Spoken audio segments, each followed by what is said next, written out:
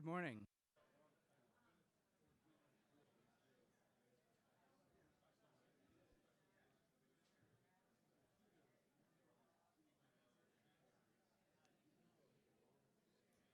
Good morning.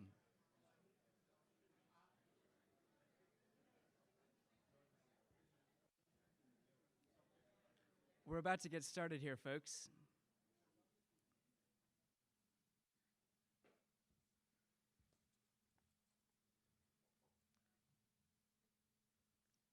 Welcome, ArtCenter students, alumni, faculty, staff, trustees, and friends of the college.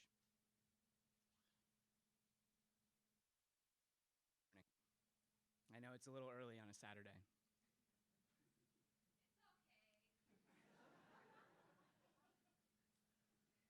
I'm pleased to say that throughout the day, we'll be joined by guests from PCC, Caltech, UCLA, UCSD, Otis, USC, CalArts, as well as friends from Innovate Pasadena, the broad range of art and design communities around Los Angeles, and a great group watching online.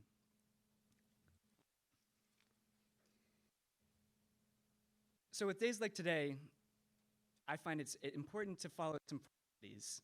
It helps through the activities and gives you a sense of how to guide your way through the process. And to do that, I'd like to start by offering you a sort of a framework to understand the day that's based on our mission, that gives you a sense of really what we're trying to do here with BOLD. And it's threefold. We want to give you the tools and skills to be able to start and fund and grow businesses. We want to give you an ability to understand and articulate the value that you bring to your customers and clients. And then more broadly, we want to be able to show the great impact and influence that art and design can have on businesses and organizations at all scales. To put that a little more simply, how do you start something new and find resources to continue? Communicate it from the value that you create. And then how can art and design be used to make businesses more successful? It's all fairly simple, and it's all very practical, but it's essential. Now, I'd also like to provide a little bit of additional advice, which is to say, questions. BOLD is designed to be responsive. There's Q&A embedded in every session, and there's no such thing as a dumb question. If you're thinking about something and you don't have the answer, it's quite likely that somebody else feels the same way. Second, introduce yourself to one another. It's not always easy to say hello, but find out about each other's work and goals. It's very likely that somebody here could be an essential part of your next step in your career. Overall, I'm pleased to say that this is now the third BOLD Symposium in the last 5 years, as well as a series of expanded BOLD programming here at ArtCenter. Participation and energy in these programs and your evolving careers have played a huge role in this at ArtCenter. Learning from you as you follow your dreams is exactly what we're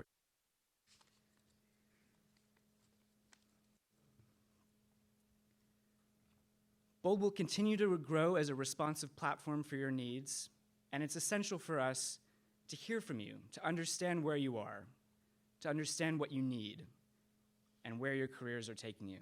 I know it's not always easy being in art and design fields. Sometimes people don't always understand what it is that you do, and we want to continue to propel the conversation and an essential need that you guys all provide. Before we get started, I have to thank two incredible collaborators and friends. They're sitting on the right over here, or on the left, on your guys' side. Robert Nashak and Yvette Roman. And I asked them to stand up.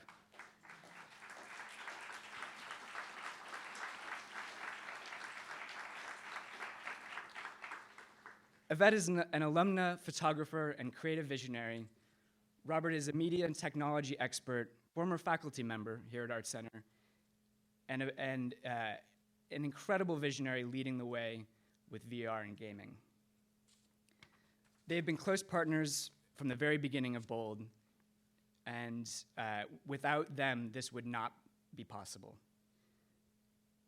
I'd like for you to meet them throughout the day, ask their advice, seek their answers, and generally get to know them because they're essential for this. I'd also like to thank Snap, our generous sponsor. They've made so much of the day possible. And finally, with that, I'd like to introduce Karen Hoffman.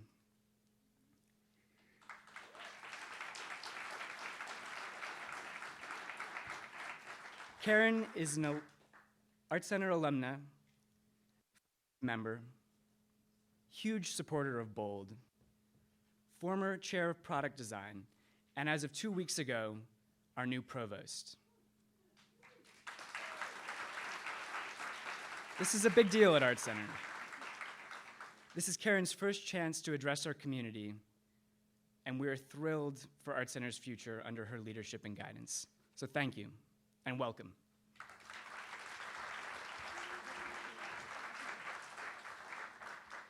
Wow, thanks, Robbie.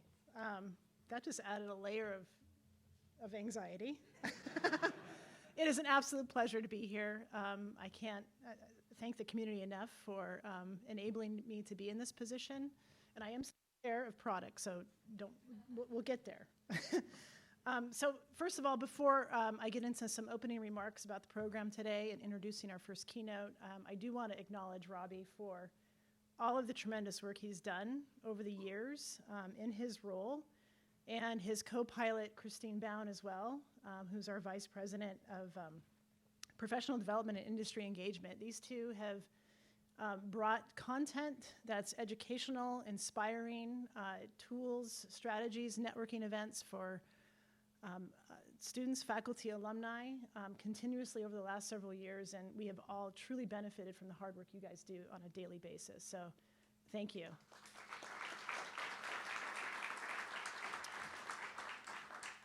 And I also want to acknowledge too, and Robbie did point out two key people that were very much part of this, but we have a tremendous staff that's behind the scenes on this that continually make sure these things run as smooth and as inspiring as possible. So I want to thank our staff that's on the organizing side of this.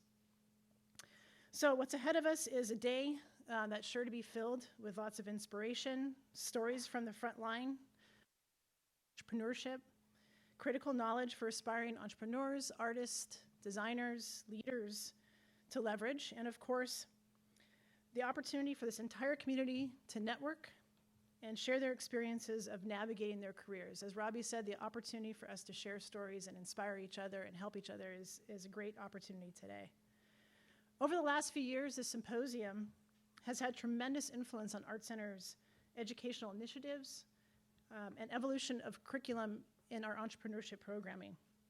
Programs like Launch Lab for graduating student entrepreneurs to accelerate a project or a concept that started during their degree program, during their studies, and elevate that into plans for scalable business. This is a new program that's been piloting the last year or two, and we're getting a lot of traction and success.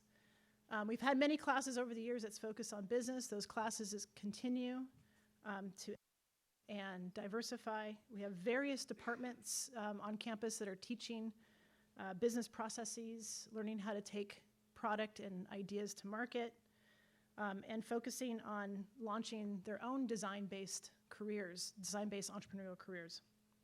We have amazing students who have the fever as well. There's lots of clubs that have started that have an entrepreneurship focus. They've enabled mentorship and networks to form the next generation of creative entrepreneurs and leaders. And in fact, for the first time in this particular BOLD, we have our first current student speaking today, and he'll share his perspective about entrepreneurship later today.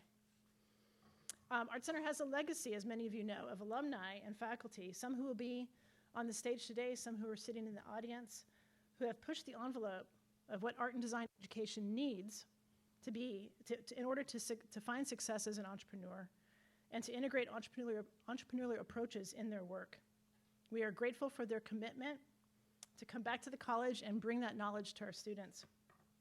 So the third edition of Bold, for me, and I'm pretty certain for a lot of others that are in here that are here today, is particularly impressive, as the topics and speakers we will hear from today represent not where we have been in our industry, but rather where we're going. Our lineup of creative entrepreneurs and business leaders reflect the diversity of startups and other organizations that are finally recognizing this as critical and for meaningful innovation and relevance. It's thrilling to count half of the speakers are women, and that's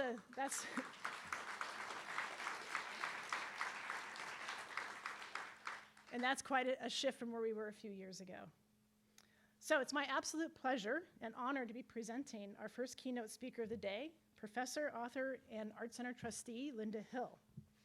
I have had the privilege of being in ArtCenter's board meetings over the last couple of years to witness firsthand the high level of innovative thinking and critical questioning she brings to the table, raising the bar of our own creative leadership here at the college.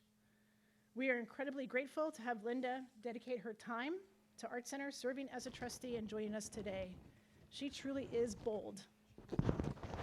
Linda is the Wallace Brett Donham Professor of Business Administration at the Harvard Business School, is chair of the Leadership Initiative, and chaired numerous HBS executive education programs. She is regarded as one of the top experts on leadership and has authored and co-authored several highly acclaimed books and Harvard Business Review articles on leadership and innovation, including one of my favorites, Collective Genius, the Art and Practice of Leading Innovation. Collective Genius was named by Business Insider as one of the top 20 best business books in 2014 and received a gold medal for leadership, Axiom Business Book Award. And by the way, our own Kit Heinrich, alum from this wonderful institution, has a lot of content in there and is responsible for the book. It's incredible. I encourage all of you to get a copy of it. Linda, along with her co-authors, received the first Warren Bennis Prize for the Harvard Business Review article Collective Genius based on the book as well. Linda is the co-founder of Paradox Strategies, a leadership research and advisory firm, and co-creator of the Innovation Quotient, a powerful approach to assess the innovation potential of an organization and help leaders understand what is needed to enable innovation. She was named by Thinkers 50 as one of the top 10 management thinkers in the world in 2013, and then received the Thinkers 50 Innovation Award in 2015. And before I bring Linda out here, I had to read some excerpt from the epilogue in Collective Genius. Linda and her co-authors posed the question, where will today's organizations find tomorrow's leaders of innovation? It's in the final chapter of the book, and it describes leaders that have the right stuff for leading innovation. So I'm not giving away the punchline here, so you all have to read it, but I am going to start from the end here. And just so you all know, this actually inspired, I read this book 2 times over the last several years, and has inspired my own pathway. But this one excerpt from the epilogue seems to be ideal to share because it really is in context with what today's symposium is all about. And I'll read. Leadership concerns not only what a person knows and does, but who she or he is. Despite differences in culture, age, and gender, the leaders we studied shared certain personal qualities that allowed them to lead in ways that fostered the growth of innovative communities. They were idealists, yet pragmatists. They were holistic thinkers, yet action-oriented. They were generous, yet demanding. Perhaps more importantly, they were human, brilliant. And it's my absolute welcome Linda Hill to the stage. Anxiety-provoking. I think it's fair to say that that was anxiety-provoking. The most important thing about all leaders is they're incredibly human. And as humans, we are all imperfect. So you will put up with that. So even though we're imperfect, we can be exceptional leaders ourselves. It truly is a pleasure to be here. My only complaint is the weather. I come to Pasadena to get my warmth, to get my sunshine. This is the second time I've been here in less than 2 months in which that has not happened. so I'm expecting to be invited back again soon. So I very much look forward to the opportunity to share some of what we have learned over the last couple of years, last 10 years, actually, more than 10 years.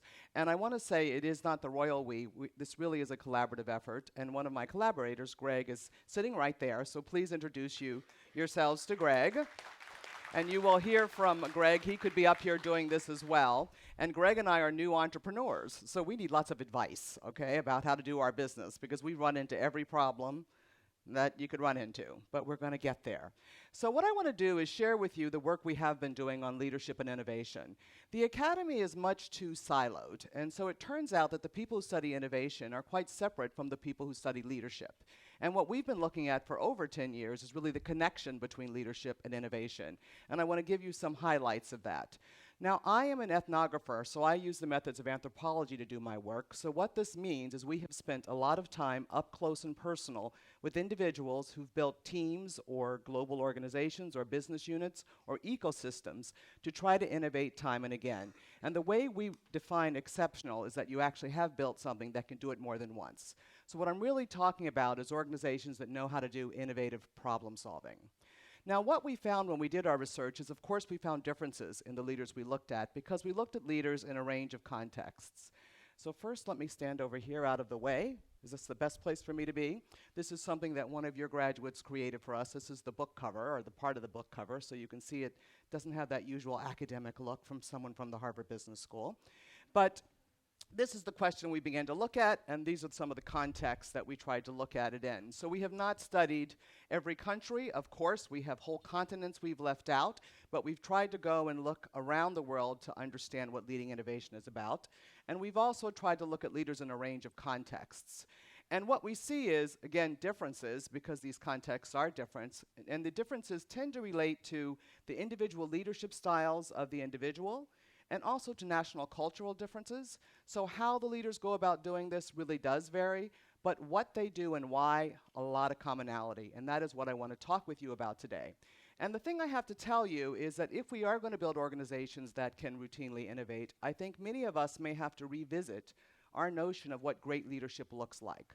Because great leadership of innovation is not about creating and selling a vision and then inspiring other people to sort of fulfill that vision. That is not what what innovation is really all about. So what I first need to do is define for you how we defined innovation. You know, I think I'm going to stand over here because the light's in my eyes over there. So it turns out that innovation for us is something that is both new and useful. This is a very, very simple definition, and it's one that our leaders relied on. It's meant to be a very inclusive definition of leadership.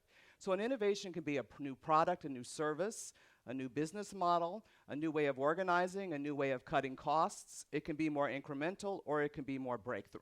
So that's what we mean by innovation. Again, a very broad, inclusive definition, a more democratic definition, as one of the leaders told us.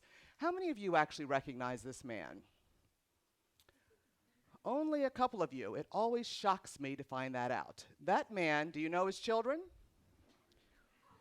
You don't know his children? Okay, that was Ed Catmull, the founder of Pixar. So for sure, Pixar is indeed one of the most successful movie studios ever, and it's interesting that you all don't know Ed. If you can know Ed, if you can read about Ed, you should. He is truly a blessing to know and to really learn from when it comes to leadership. So I got to meet Ed in 1995 when they were working on Ratatouille, that lovely movie about the rat that becomes a master chef. And I must confess, when I first saw that, I was worried about Pixar, that they're about to have their first problem, okay? But as we all know, it won an Academy Award. And so one of the things that I have learned from being at Pixar is that if you want to innovate, you must understand that we need a team approach. Innovation is not about free agency, it's about being a team sport. And so someone drew this picture for me, or a version of this picture, so that I could understand what the process was about, and then they put in all these arrows, because they wanted to make sure that I understood when you're trying to innovate, it's not a very straightforward process. It's very iterative, it's very messy. So they didn't want me to get too comfortable in thinking that, you know, not linear at all, this is sort of all, let's put some more arrows here, and I actually don't have as many as I probably should have up there to illustrate what they thought the process was about. So what they explained to me, and many of you may know this because I know you work on this sort of thing, is that when you're making a film at Pixar, the story evolves. So shots or scenes go through the pipeline at different speeds and out of order. Some shots and scenes can be done very quickly. Others take months because you run into unanticipated problems, either problems, artistic problems, technical problems that are going to require you to innovate. So for sure, that's a piece of the puzzle. The other thing they say at Pixar is nothing is done until the whole movie wraps. So one of the animators described to us how he had come up with an idea for a character, had worked on that idea for a while. In the daily review, showed it to the director. The director saw it and said, "Beautiful. Lose it. It's not how I see the character." So that animator said to us, "It didn't feel good because your soul is in your work." So when he said that, I didn't feel, I was like, okay, but I understand it. It may be new, it may be beautiful, but guess what? It's not useful. Well, a couple of weeks later, the director came back and said, "Show me that work." And when the director showed him the work this time, the director took the work and put it in the movie. And in that moment, what they say at Pixar is that everybody has a slice of genius. Because this animator was able to share his slice of genius with the director had a much more nuanced sense of that character, and then the whole story improved. So this is the challenge we face when we go to innovate. On the one hand, you have to unleash individual talents and passions if you want to get innovation. On the other hand, you have to leverage or harness those talents and innovations to make it something useful, something that will actually serve the collective good if you want it to be an innovation. And moving back and forth from the, if you will, the new, unleashing, and the harnessing is what you have to worry about as you're trying to innovate. So something we've known about innovation for a long time, actually 4 things we've known about it for a long time. The first thing we've known about innovation is that innovation is not the work, usually, of some individual, even a Steve Jobs, having an aha moment. That's not the way it happens. It's usually the result of collaborations, as you all know, among people with diverse perspectives and diverse expertise. The second thing we know is that you cannot plan your way to an innovation. You have to act your way to an innovation. It's a discovery-driven process. There are going to be missteps along the way. There are going to be failures along the way. The third thing we've known about innovation is that most innovations aren't completely new. They're often the combination of maybe 2 old ideas, or 1 new idea with an old idea, or 2 old ideas applied to a new circumstance. And then the fourth thing we've known about innovation is it's really hard work. It's emotionally and intellectually very taxing work. That is the reality of what innovation is about. So if you want to build an organization that can innovate time and again, you have to build an organization that can do those things. So what we saw when we looked at Pixar and all of our other organizations we looked at is that these organizations were communities that were able to embrace and work through those challenges. So some of you may recall, if you think about things this way, and at the business school we kind of do, Steve Jobs bought Pixar for $10 million from George Lucas, because George Lucas, I guess, couldn't figure out what to do with it. Now, there's a man who's creative, but he couldn't figure out what to do with it. Steve buys it for $10 million. He sells it to Disney for $7.4 billion 10 years later. That is what Greg and I hope to do, and also have the artistic and technical, right, we're going to do all this, aren't we? So that's pretty good, right? So at the Harvard Business School, my strategy colleagues wrote a case that said, what? Disney has paid much too much for Pixar. You do not pay that much money for luck, right? Why would you do that? Too rich a deal. Now, you all know how that story has turned out. So you worry about having a business school professor stand before you telling you anything, okay? Just want you to keep in mind that we always have to question.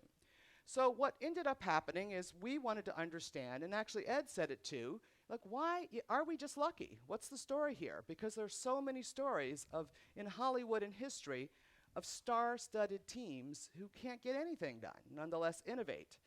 And for sure, one of the explanations often given for that is that you had too many cooks in the kitchen.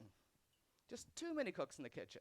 Now, when Ed Catmull came to the Harvard Business School and someone told him about too many cooks in the kitchen, he just started laughing. He says, no hope for any of you people, right?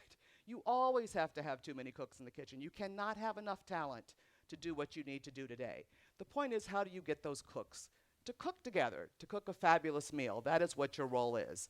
And for sure, that's what we've been studying. People who know, yes, talent matters. They can attract that talent, but they know how to unleash that talent so that they can create something that is new and useful. So in that regard, one of the things we've seen as we looked through these organizations is that they have 3 capabilities that allow them to master or deal with the challenges of innovation: creative abrasion, creative agility, and creative resolution. So let me quickly describe those to you. So creative abrasion is about being able to create a marketplace of ideas through debate and discourse. And it is a marketplace. It's a competition of ideas. So you might start out brainstorming where anything goes, everything goes, half-baked, etc. But eventually you have to abrade the ideas.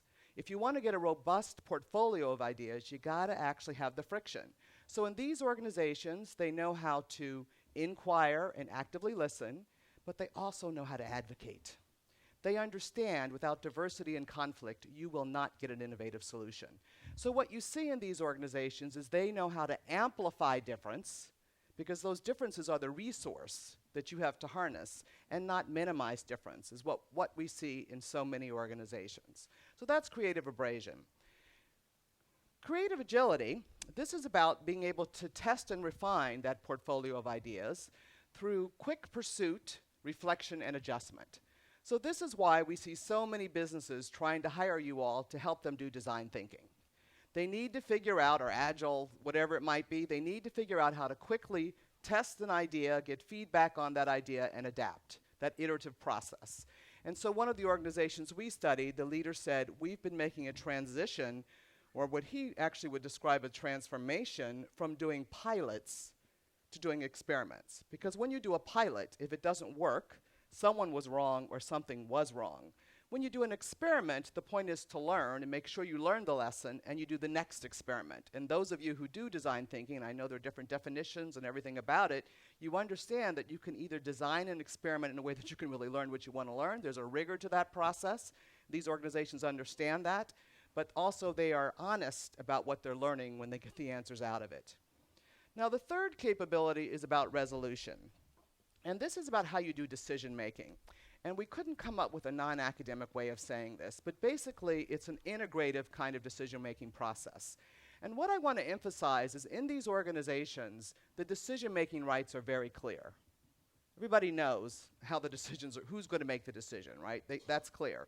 But they still have a way of doing decision-making that they can combine ideas. Because imagine you come up with all these ideas, you do your agility, and then you do decision-making in a way that you choose one instead of combining them. So they do their decision-making in a way in which they don't let the experts dominate and they don't let the bosses dominate. They sort of work it through. They also don't compromise, go along to get along. We all know how often that happens. That also doesn't tend to lead to innovative problem solving. They work it through in a much more patient and inclusive way. Now, one of the individuals I had the privilege of studying for just a little while, for something else I was doing, but everything comes together because I'm only one person, and that person was Nelson Mandela. And he would say that what he did, a revolution, is a kind of innovation, right? Particularly one where no one's shot. Nothing happens that way. And what he says is one of the most important roles of the leader is to make sure that the minority voice is heard. Doesn't mean you do what the minority voice says, but you better know what that contrarian point of view is. So what you see is that these organizations work in ways where you always know what that is. That's a part of the decision making that's in there for us to think through, and then to figure out in the way that Roger Martin describes, can you put together what ideas that look opposable in new ways to get new solutions? So these were the three capabilities we saw in organizations, whether it was an Islamic bank in Dubai or a social enterprise in Africa. They were communities that knew how to do these three things. These were capabilities built into the organization. Now, to give you an example, and this is a man I enjoy and learned a lot from too. Bill was, at the time we met him, he was the Senior Vice President of Engineering at Google. And our work is longitudinal because we try to look at these people over time. I can't tell you about any other part of Google except for Bill's part of Google.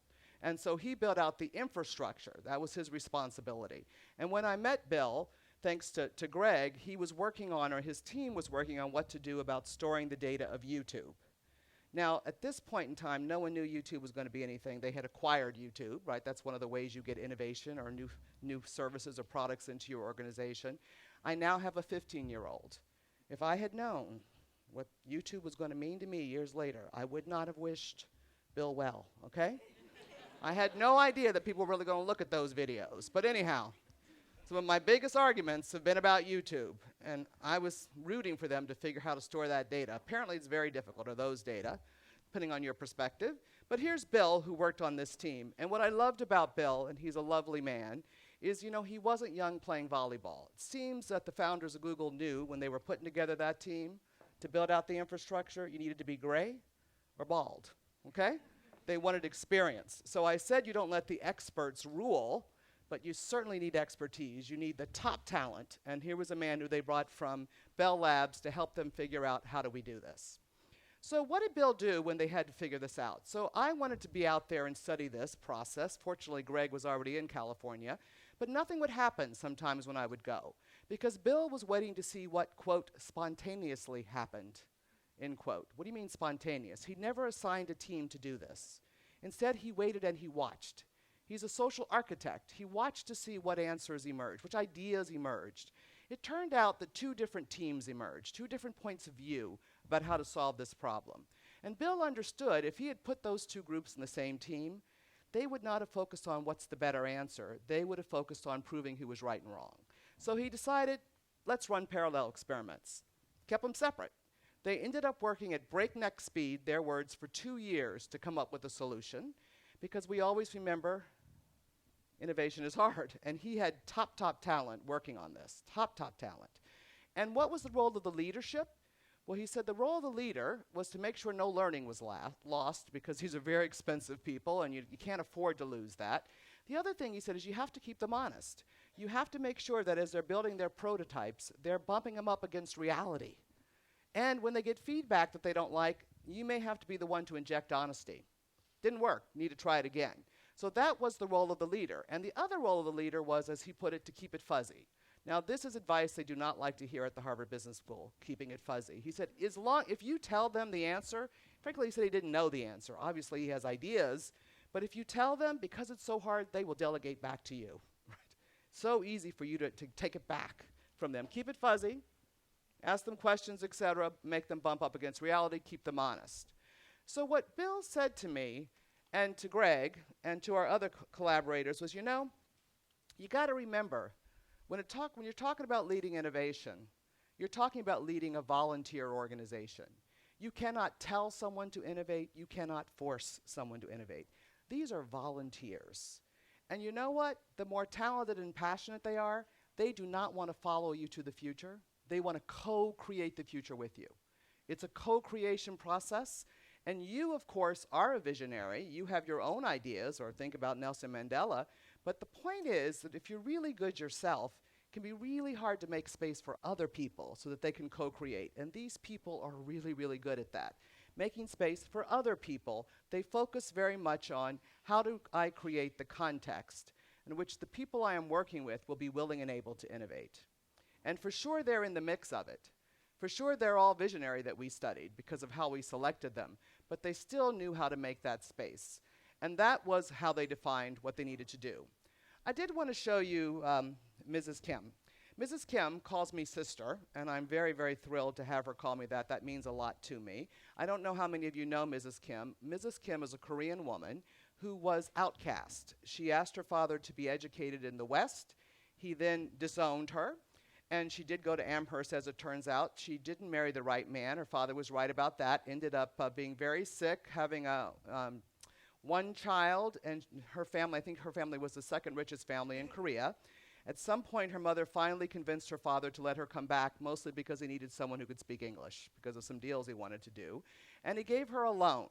So Mrs. Kim defines herself as being a Christian. That is the first thing she will tell you, and I must confess, when I went to her, when I went to visit Mrs. Kim, she said, "We have a Harvard professor here. She will lead us in prayer."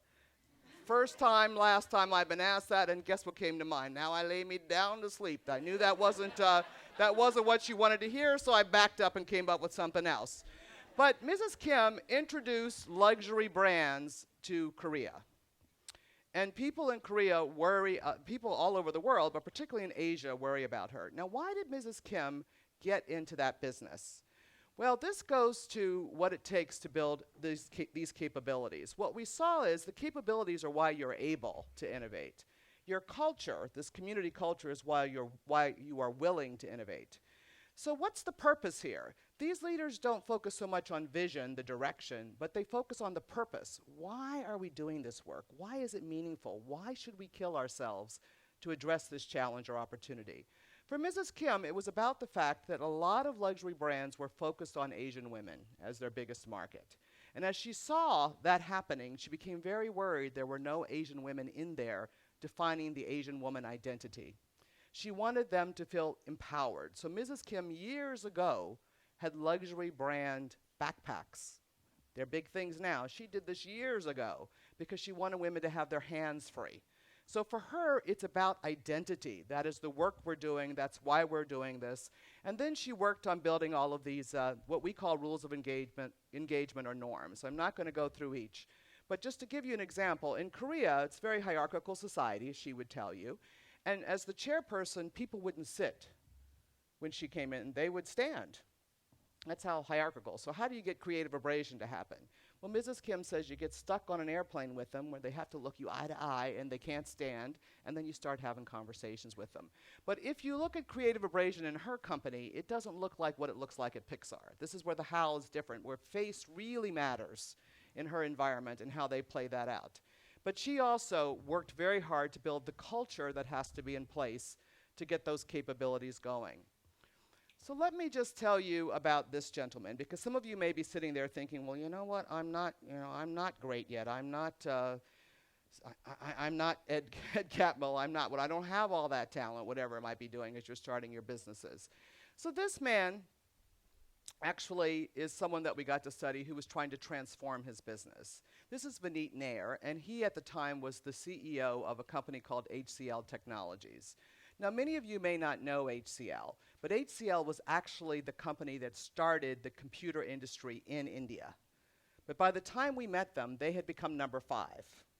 And if you're an outsourcer and you're number 5, as he said, you're about to become irrelevant, because who's going to recommend number 6? Let's outsource to number 6.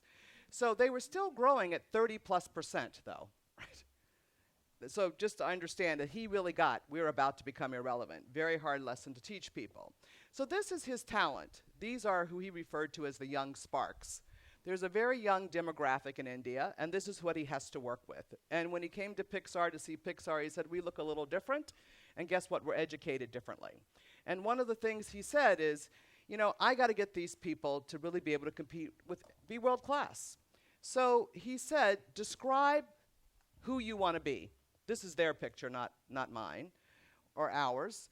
And what they did is this. This stands as a symbol for brother in one of the languages. And anybody, if you had a workforce that said, and I want to tell you there are 90,000 people in this company as we just move forward. This is a big company. So as you look at this and you see that, you think, okay, I would love employees who say this is who they want to be. This is bottom-up kind of activity. But then he said to them, mirror, mirror, is this who you are?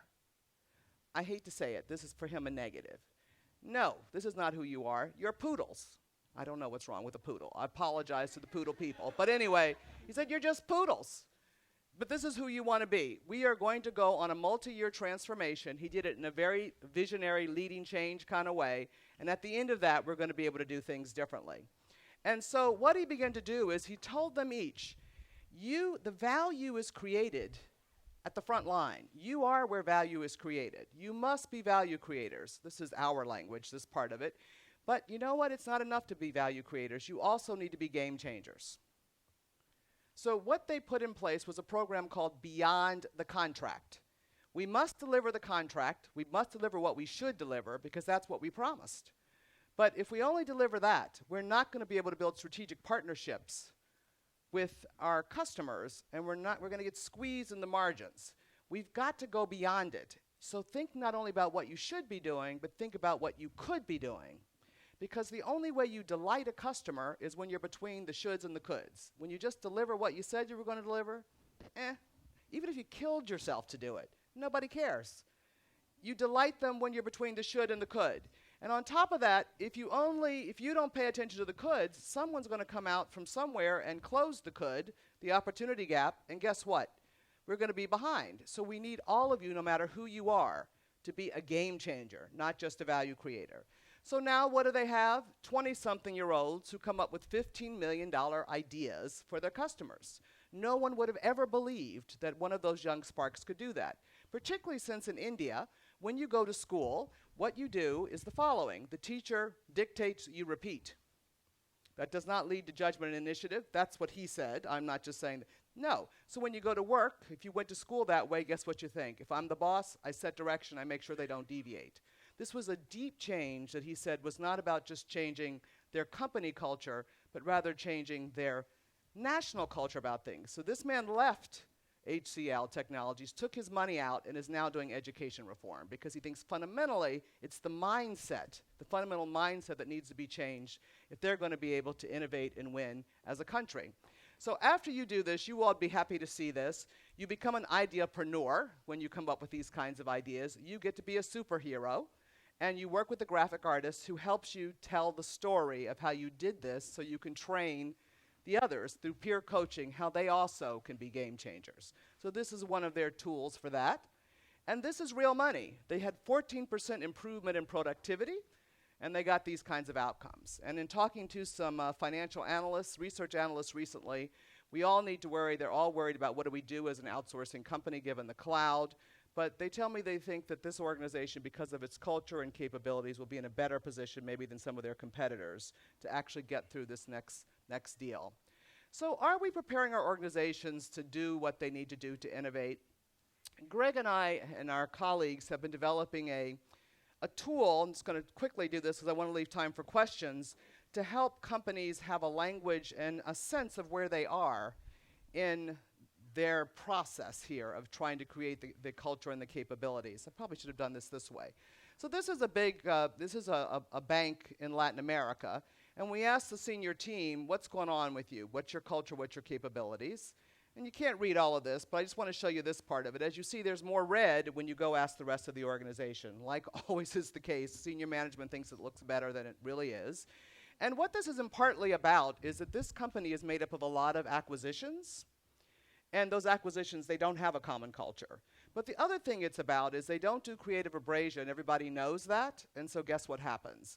They're not making decisions in meetings. They're escalating them to the top floor. And that's why senior management says we're not very agile, we're very slow. That's the symptom they see. But it really goes back to the fact that they don't have the abrasion happening, and people are understandably not making decisions because they know people aren't really speaking, the truth, if you will, in these meetings. So the other piece that we've been looking at is, well, how do you get people to act differently? And this is a leader who was in a company where only, an auto company, where only the design engineers were defined as the innovators. There wasn't a democratic view of how innovation happened. The design engineers, they're the innovators, the rest of you are executors. So you get this big brick wall. So this individual comes in, and he wants to try to change that. So he brings together, this is the marketing team, and he had to convince them that they should and could innovate. And so he hired a design thinking firm to come create a new way of doing strategic planning. So these are Germans who've arrived to do strategic planning, and they were told there's no place for their PowerPoint, but they didn't really believe it, okay? You can guess which company this is, probably. In fact, we write about it. It's Volkswagen. And complicated, this is the person we studied was the first Italian to come in. He is not implicated in what's happened, but that's the reality of studying companies, and we're looking at is Luca Di Maio. Maybe some of you know Luca because you're in the auto industry. There's Luca in the middle. He described this as a positive shock. I'm here to report to you these people did not experience this as positive, okay? So what you had to do is first, instead of showing a PowerPoint, you had to write your ideas out on one of these whiteboards. And guess what? That means someone else can come and erase parts of it and write new things as opposed to what you thought you were going to be doing. So this is one of those efforts of trying to get people to act their way to a new way of being. They now have a permanent space to do that. I think some of you may actually, near Potsdam, where some of you may work. And then this is a graphic. I want to just end with this piece of the puzzle. Now, what we've been looking at lately, we've been looking at two things. One, do boards help or hurt innovation in companies? And I'm here to tell you that two of the CEOs I spoke to were almost in tears as they described what was going on with their board as they tried to innovate. Of course, when you ask the lead directors, they might tell you that the CEOs are the problem. But anyway, we've been collecting data on that. And the second thing we've been looking at is these innovation labs and these accelerators. And the question we've been particularly interested in is the following one. So what my colleagues in innovation tell you to do is to create an ambidextrous organization. Have one part of your core that's working on the present, your core business, and another part that's working on the future. So this is the accelerator. The problem that organizations are having is how do you take that future and eventually get it into the present? How do you actually integrate it back into the main business so you can execute and scale it? So what we've been studying is this middle group, the connector group, as we call it, or as Greg would call it, the clutch. Greg builds Porsches and races them. He should be spending a lot more time here. I do not drive. So, okay, you understand the abrasion and the skill that's different here. So this is my connector. This is his clutch.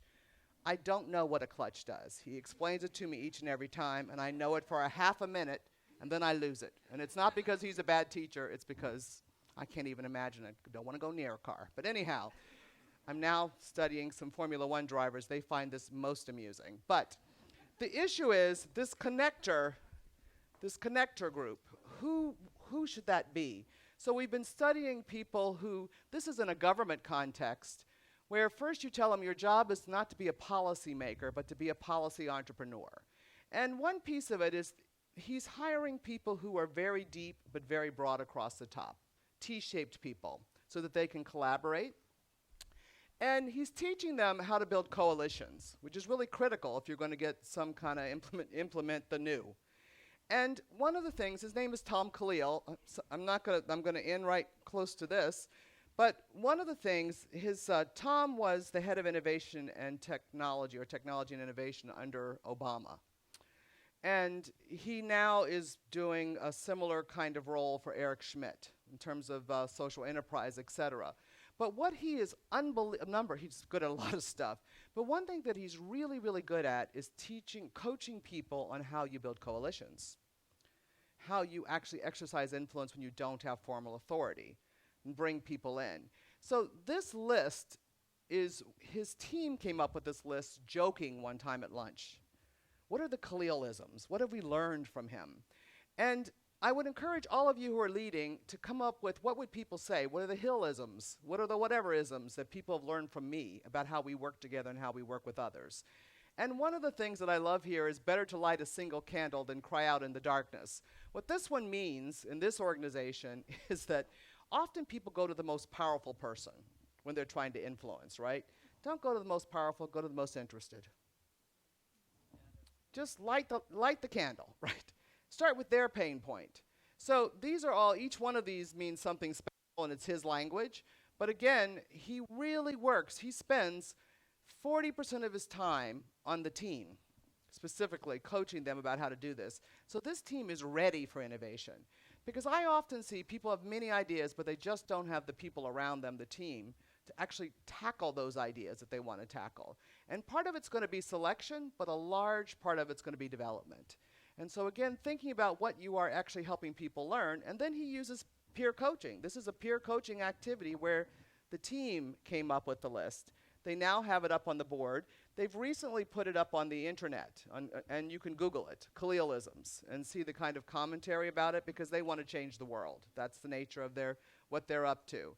So, steer not row. So let me just end here by saying, are you comfortable being a stage setter as opposed to a visionary, right? You've got to be both. There are places for both. I really want to be clear about that.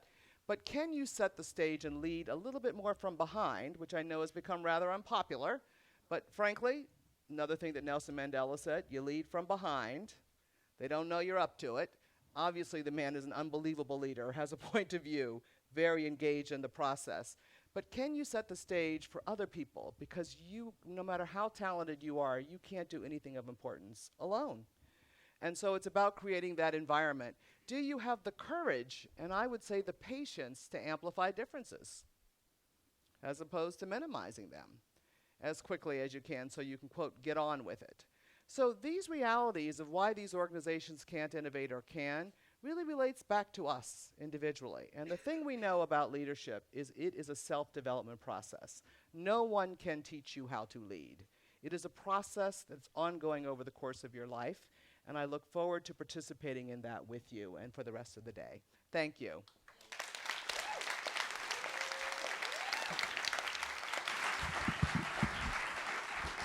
We have time for one quick question here. Anybody? Question. In the front on the right. Can you elaborate on Pardon me? Pain point. So you have something that you want to get done, but if you go there with your problem as opposed to understanding what is this issue, how does it overlap with the person who you're trying to influence to build the coalition with, start with what they're worried about, not with what you're worried about. So how do you define that? So one last piece of this that I will tell you, because I study leadership and how people get developed. Unfortunately, for many of us who are very talented, and I'm not going to put myself in that category, actually. I won't do that. I work with very smart people, so I'm always reminded. But what I want to say about this, so I work with people who are pretty good at what they do. And the problem is that if you are a star, you actually have more trouble learning to lead. And one of the reasons why you have more is because you haven't necessarily, I don't know you, so I can say this, developed your empathy muscle, because you've just been right on your own. Right? So we measure their EQ when they come through, very low on EQ and self-awareness. So learning how to step into the shoe of the other and figure out their pain point, what's on their minds, as opposed to what you think should be on their minds or what's on your mind, that is a skill that has to be practiced and developed. But the only question we can do, I'm going to be around all day, so I'm looking forward to more opportunities to interact with you. Thank you. Thank you, Linda.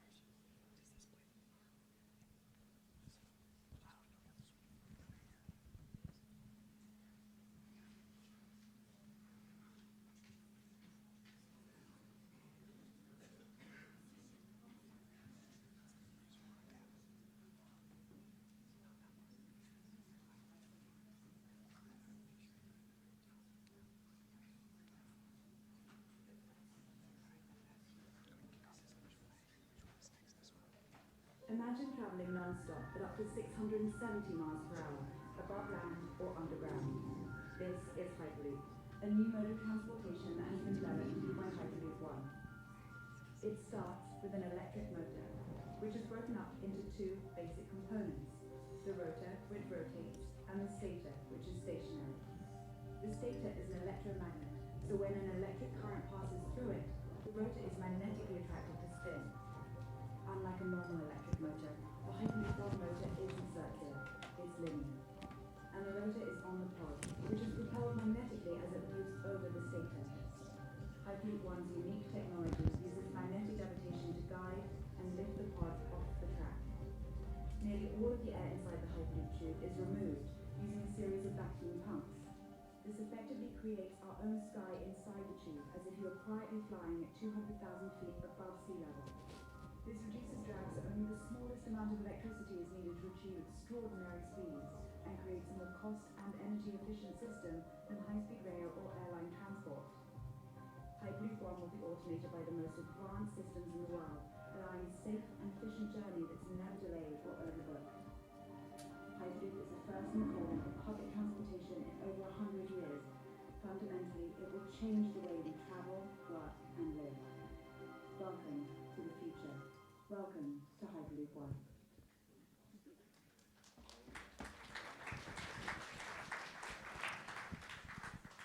Thank you all for being here. I'm excited my name is Z Holly, and I'm excited to see you all here at ArtCenter College of Design for this live taping of the Art of Manufacturing podcast. The show is a behind-the-scenes look at the founders and pioneers who make stuff and are trying to make it in their industries.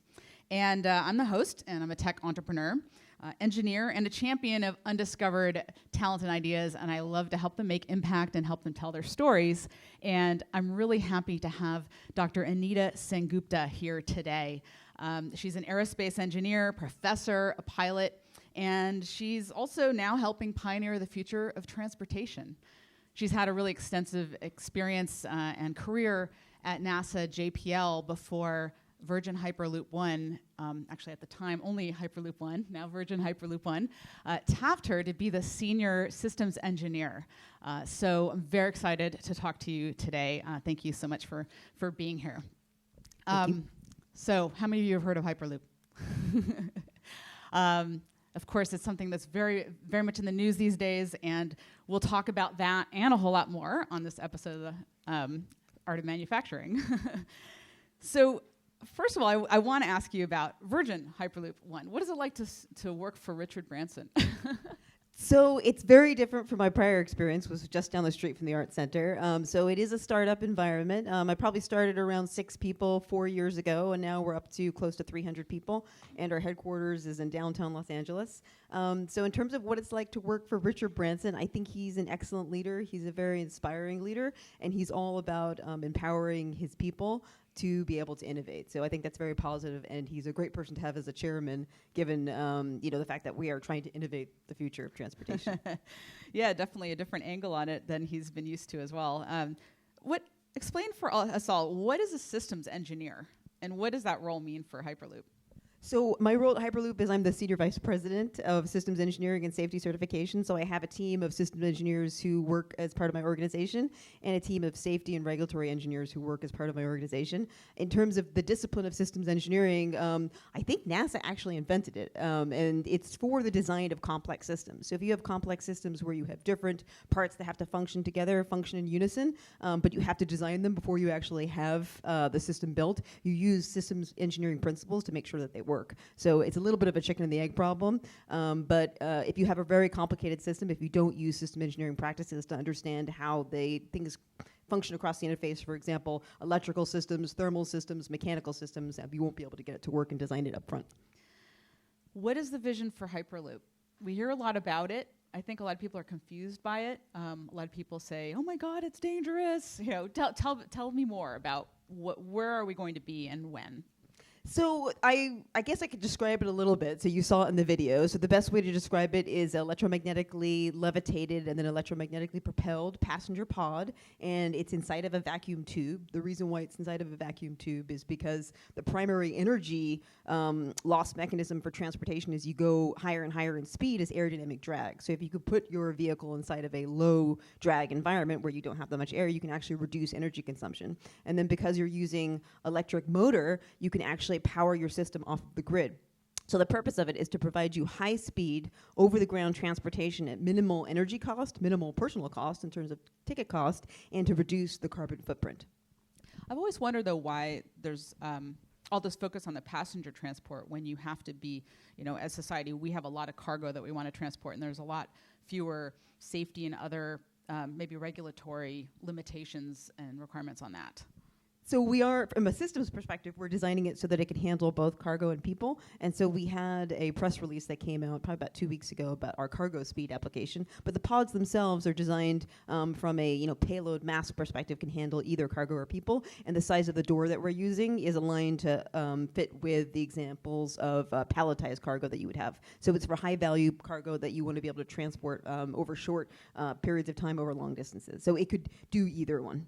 What's the biggest myth that you wish you could dispel about Hyperloop? I guess probably is how long it would take to get the system regulated. So anytime you do, create a new form of transportation, you do have to set up regulations that go along with it. And so ours is best described as a hybrid between an airplane without wings, but which is in a space environment. So it's more like a spacecraft on the ground. So you can actually leverage a lot of the existing regulations from aviation, from rail, and from spacecraft to be able to create a regulatory framework to be able to implement this as a passenger system within the next few years. And where are you in that process right now? So in terms of where we are as a company, we have done a full-on technology demonstration. We have a fully operational Hyperloop, which is located about 45 minutes northeast of the Strip in Las Vegas. So we understand how the system behaves now. So we have a really good understanding of how the electromagnetic engine interacts with the levitation motor and interacts with the pod, which is aerodynamically shaped, even though it's in a low vacuum environment. So now the next stage is to apply those regulations to the production vehicle, which then imposes certain engineering constraints, and then to demonstrate that again at speed and then implement it in country. So when do you think that will actually happen? So for those of you who you are either considering working at startups or creating your own startup, a lot of that is a function of the funding that you have available. And so the more funding you get, the more quickly you can do things. But we're probably going to have it happen within the next 3 years or so. So I want to talk about the sort of startup environment in a bit, but I want to take a little bit of a step back and talk about your past, because you have a really fascinating career that has brought you here. Tell me first, when did you realize you wanted to be an engineer? So I've always been a massive science fiction fan. Since the age of 6, I used to watch reruns of Star Trek original series with my dad. I used to watch the old school Doctor Who. So I kind of knew ever since I was a little kid that I wanted to be involved in the exploration of space and hopefully discover alien civilizations. And I think it took me some time to figure out what was the right way to do that, to be an aerospace engineer, to be an astrophysicist, to be an astronomer. But my father was a PhD mechanical engineer, and I realized growing up working with him, fixing the car and fixing things around the house, that the idea of creating and innovating new technologies was the career that I wanted. So that's why I chose aerospace engineering. Yeah, and then when did you ended up at NASA? Tell us a little bit about maybe the most challenging moment you had at NASA, to sort of paint a picture of what your job was in that context. Well, I have been fortunate to work on many different projects over my course of my career at JPL. So it's kind of hard to, each one was so unique and each one had an interesting experience. But I would say the two most complicated ones were the development of the supersonic parachute for the Mars Science Laboratory Curiosity rover. And so we had several different failures that occurred during the course of the development of that parachute. And each one of those failures, we had to come up with a solution. And so a really interesting one would be, because the environment on Mars is so different on Earth, there's no way to test it in exactly the way that you would fly it on Mars. And so you have to come up with nifty ways of doing or designing test programs which are based off of physics so you can understand how the parachute may perform. And so one of those examples, we would test the parachute out in the desert, take it up to 3,000 feet in altitude, which would then allow you to match the load that the parachute would experience, but not the same aerodynamic environment. And so we did have very early on a failure, and then we were able to figure out what happened. That's the reason why you do testing and engineering, and then make the system stronger so that it would be able to survive the loading environment that it would see on Mars. So had NASA done that kind of, it sounds like sort of somewhat mix of testing in an analogous environment and simulation mixed together. Is that something that's common at NASA? It has become more and more common over time just because of the the ability to use supercomputers, for example. So for the supersonic environment on Mars, for the environment on Mars, you actually have to deploy the parachute supersonically just because the atmosphere is so thin. So to produce the same amount of drag area, you have to deploy it at a higher altitude and a higher speed. And so with the advent of computational fluid dynamics, which make use of supercomputers, you can actually do these simulations to understand what the aerodynamic environment is and how that then couples to the structural environment that the parachute feels. And so the more sophisticated simulation techniques you have and the better you can validate them, the more you can rely on those design by analyses instead of design by test. So I think definitely the industry as a whole, whether it's automotive, aviation, or aerospace, is trying to leverage as much as they can from design by analysis, validated by test, as opposed to design by sort of test, guess and check. But if I remember correctly, that was kind of an early pioneering example of that kind of that type of testing. I mean, how did you convince them to do it? It was the first time when they used this type of simulation and then validation by test as a means of qualifying the parachute system. And so my background as a research engineer was to design these test programs and validate simulations. So I used my personal ability to convince people that was the right thing to do in order to save a lot of money for the mission. Definitely, it's sort of the bottom-up innovation example, right? Yes, I think so, actually. Did you have any doubts that it was going to work? Well, I mean, I think the funny thing is when you work on something which is complicated as a landing system for Mars, you work with a whole team of people, and then you focus on your particular element, and you probably know your element really well, so you have a lot of confidence in your own element, but you may have some, doubts about, well, that looks really hard what my coworker is doing, but you also have complete faith and trust and respect for your colleagues, and so that's kind of like a shared goal and a shared risk-taking between the group of you. But we did everything we could from a engineering perspective in terms of understanding the fundamental physics, understanding understanding the properties of the atmosphere, piecing it together with an end-to-end simulation, basically using the systems engineering principles, that we did everything that we could as engineers. And what's fun as a job as an aerospace engineer is that you are doing something for the first time, and you're kind of doing the impossible, and it's that sort of wonder of, if this works out, look what we accomplished. So I think I probably always viewed that as a positive thing, not a negative thing. Something tells me that you're viewing this with 20/20 hindsight, and it's like, oh yes, of course, it was going to work. So there are ways to statistically make estimates of what loads are going to be and things like that. And so there's always the chance that you're going to get a bad day on Mars, right, where you're at 6 sigma wind scenario, or you're at a 6 sigma case where the density is thinner than what you designed to. And so those things probabilistically can happen, but they have a very, very low probability. So, but it really is the engineering design space, and it's being cutting edge. And so if you don't take those types of risks, especially for robotic space programs versus so like a human space program, you can't advance the technology. So I remember my classmates in engineering school. I'm not sure that I would have necessarily always trusted all of their decisions. So what was it like when the Mars rover landed? Tell me about that experience watching this. Nail biting? What was it? Who was around you? I will say that it probably doesn't really hit you until basically you get the signal that the thing is entering the atmosphere. And then the interesting thing is, because of the time delay between Earth and Mars, it was like let's say roughly 15-minute time delay. And when we actually received the signal, the rover had already landed on the surface because of that time delay. So that kind of hit you like, oh, it's actually already happened. And what we're looking at is what happened back in time. But it was nail biting. I definitely was kind of like shivering a little bit. So just because it was so exciting. But it was an amazing experience. It's just one of those things where, you kind of only get to experience that for the first time, once in your career. And it was transformative for me to be part of something that big. And then you went from there, on to lead the Cold Atom Laboratory. Yes. Is that right? So actually, we have a video of that too, right? Can we play that video? Sorry, we're covering the screen. There are many things that we actually don't understand about matter. One thing, for example, would be gravity. We know that gravity exists, we can observe gravity, but people don't understand the quantum nature of gravity. We have a very good theory of gravity. It's Albert Einstein's general theory of relativity. The unfortunate thing is it's not compatible with the very good theory that we have of quantum mechanics and subatomic particles, atoms and molecules and so on.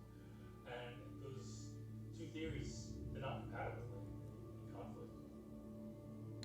Roughly 68% of the universe is dark energy. About 27% makes up dark matter. So all we know is less than 5%. 95% of what surrounds us continues to be invisible. The way a Bose-Einstein condensate expands thermodynamically could potentially represent how the universe expanded when it first formed. A Bose-Einstein condensate is a unique man-made quantum state of matter, which we can only obtain at the coldest temperatures and very high densities. It is actually a macroscopic ensemble of atoms that you can view with a camera, and these wispy clouds of atoms behave in very strange ways. They're no longer distinguishable as an individual particle. You really have to describe it more like atoms acting collectively as a wave. What we're trying to do is to understand the fundamental nature of matter by basically continuing the quest to get to colder and colder temperatures. It's not just lower temperatures, but it's also the fact that we want to study atoms, and we want to look at them for really long periods of time. And that is really only possible in microgravity. On the Earth, you're limited by gravity. We have a limited amount of time once you let go of the atoms or weaken them that they will fall out of your trap and run into the limits of your experiment. So when we get to a microgravity environment, we can get to these long interrogation times in space. We're going to be getting to a temperature regime which no one has ever seen before. So it's essentially the unknown what we're going to find in terms of how matter is going to behave at those temperatures. The Cold Atom Laboratory is a journey to try to understand and to explore the unknown.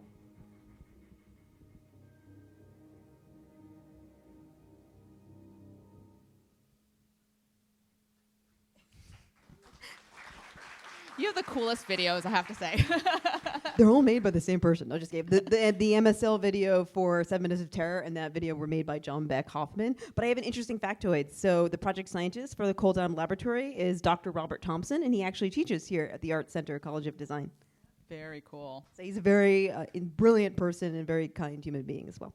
Well, I want to talk about that. So for a moment, why would someone at JPL be teaching at ArtCenter? Like, I mean, I kind of have my own guesses on this, right? But what is the role of the designer in something like this? This looks like, wow, I can never do that, right?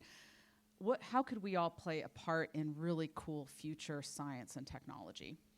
Well, I think innovation is all over the place, right? I mean, you can innovate in music, you can innovate in art, you can innovate in architecture, and then you can innovate an engineering solution to be able to explore phenomena with a scientific basis that you've never seen before. And so there's just so many ways that you can innovate in society and benefit people. And so, Rob, he is an atomic physicist by training, and so he teaches here because he's able to share his sort of visionary theoretical physics view of the universe with, the more artistic set of people that work here. So I just feel as though, science and art is all innovation, and in a sense, it is all human art.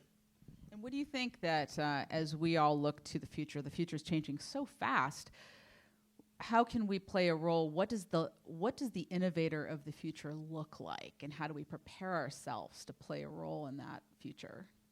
So I'm a little bit biased, of course, because I'm an engineer, so I do believe that having a set of critical thinking skills actually allows each of us to innovate in a very different way. So the training that engineering is to be able to teach you to think critically. And it's very different from the standard scientific method where you do make a hypothesis, you design an experiment, and then you test it. Engineering is actually about trying to understand the possible reasons why the thing is happening and do a more targeted design of that experiment. So I think having those critical thinking skills, whether you get it through a degree in engineering or a degree in philosophy, are two different ways of becoming innovators. So how does that play out? Let's get back to Hyperloop. How does that play out in Hyperloop? What kind of people do you have on your team? And how are they using their skills, their critical thinking skills? Maybe an example. So our team is primarily engineers. The company has, I think, roughly 225 years, and almost all of us are located in downtown Los Angeles. And in terms of their engineering backgrounds, we have a large number who come from aerospace, from the spacecraft world. So SpaceX, NASA, and probably some other larger aerospace corporations. And the reason for that is that the Hyperloop itself is actually most akin to a spacecraft than any other form of transportation. We also have many engineers that come from a civil background, because when you're implementing an infrastructure project, there's a huge amount of civils aspect to it in terms of, laying columns along the ground and laying the track and having bridges to go over water and power distribution centers and route alignments. A lot of that is a civil implication. So I think that's the primary disciplines. We also have electrical engineers to focus on the design of our power electronics and mechanical engineers to do structural design. And in terms of how do they innovate, so what's really interesting about startup cultures usually do have a younger set of employees who are, roughly between 3 to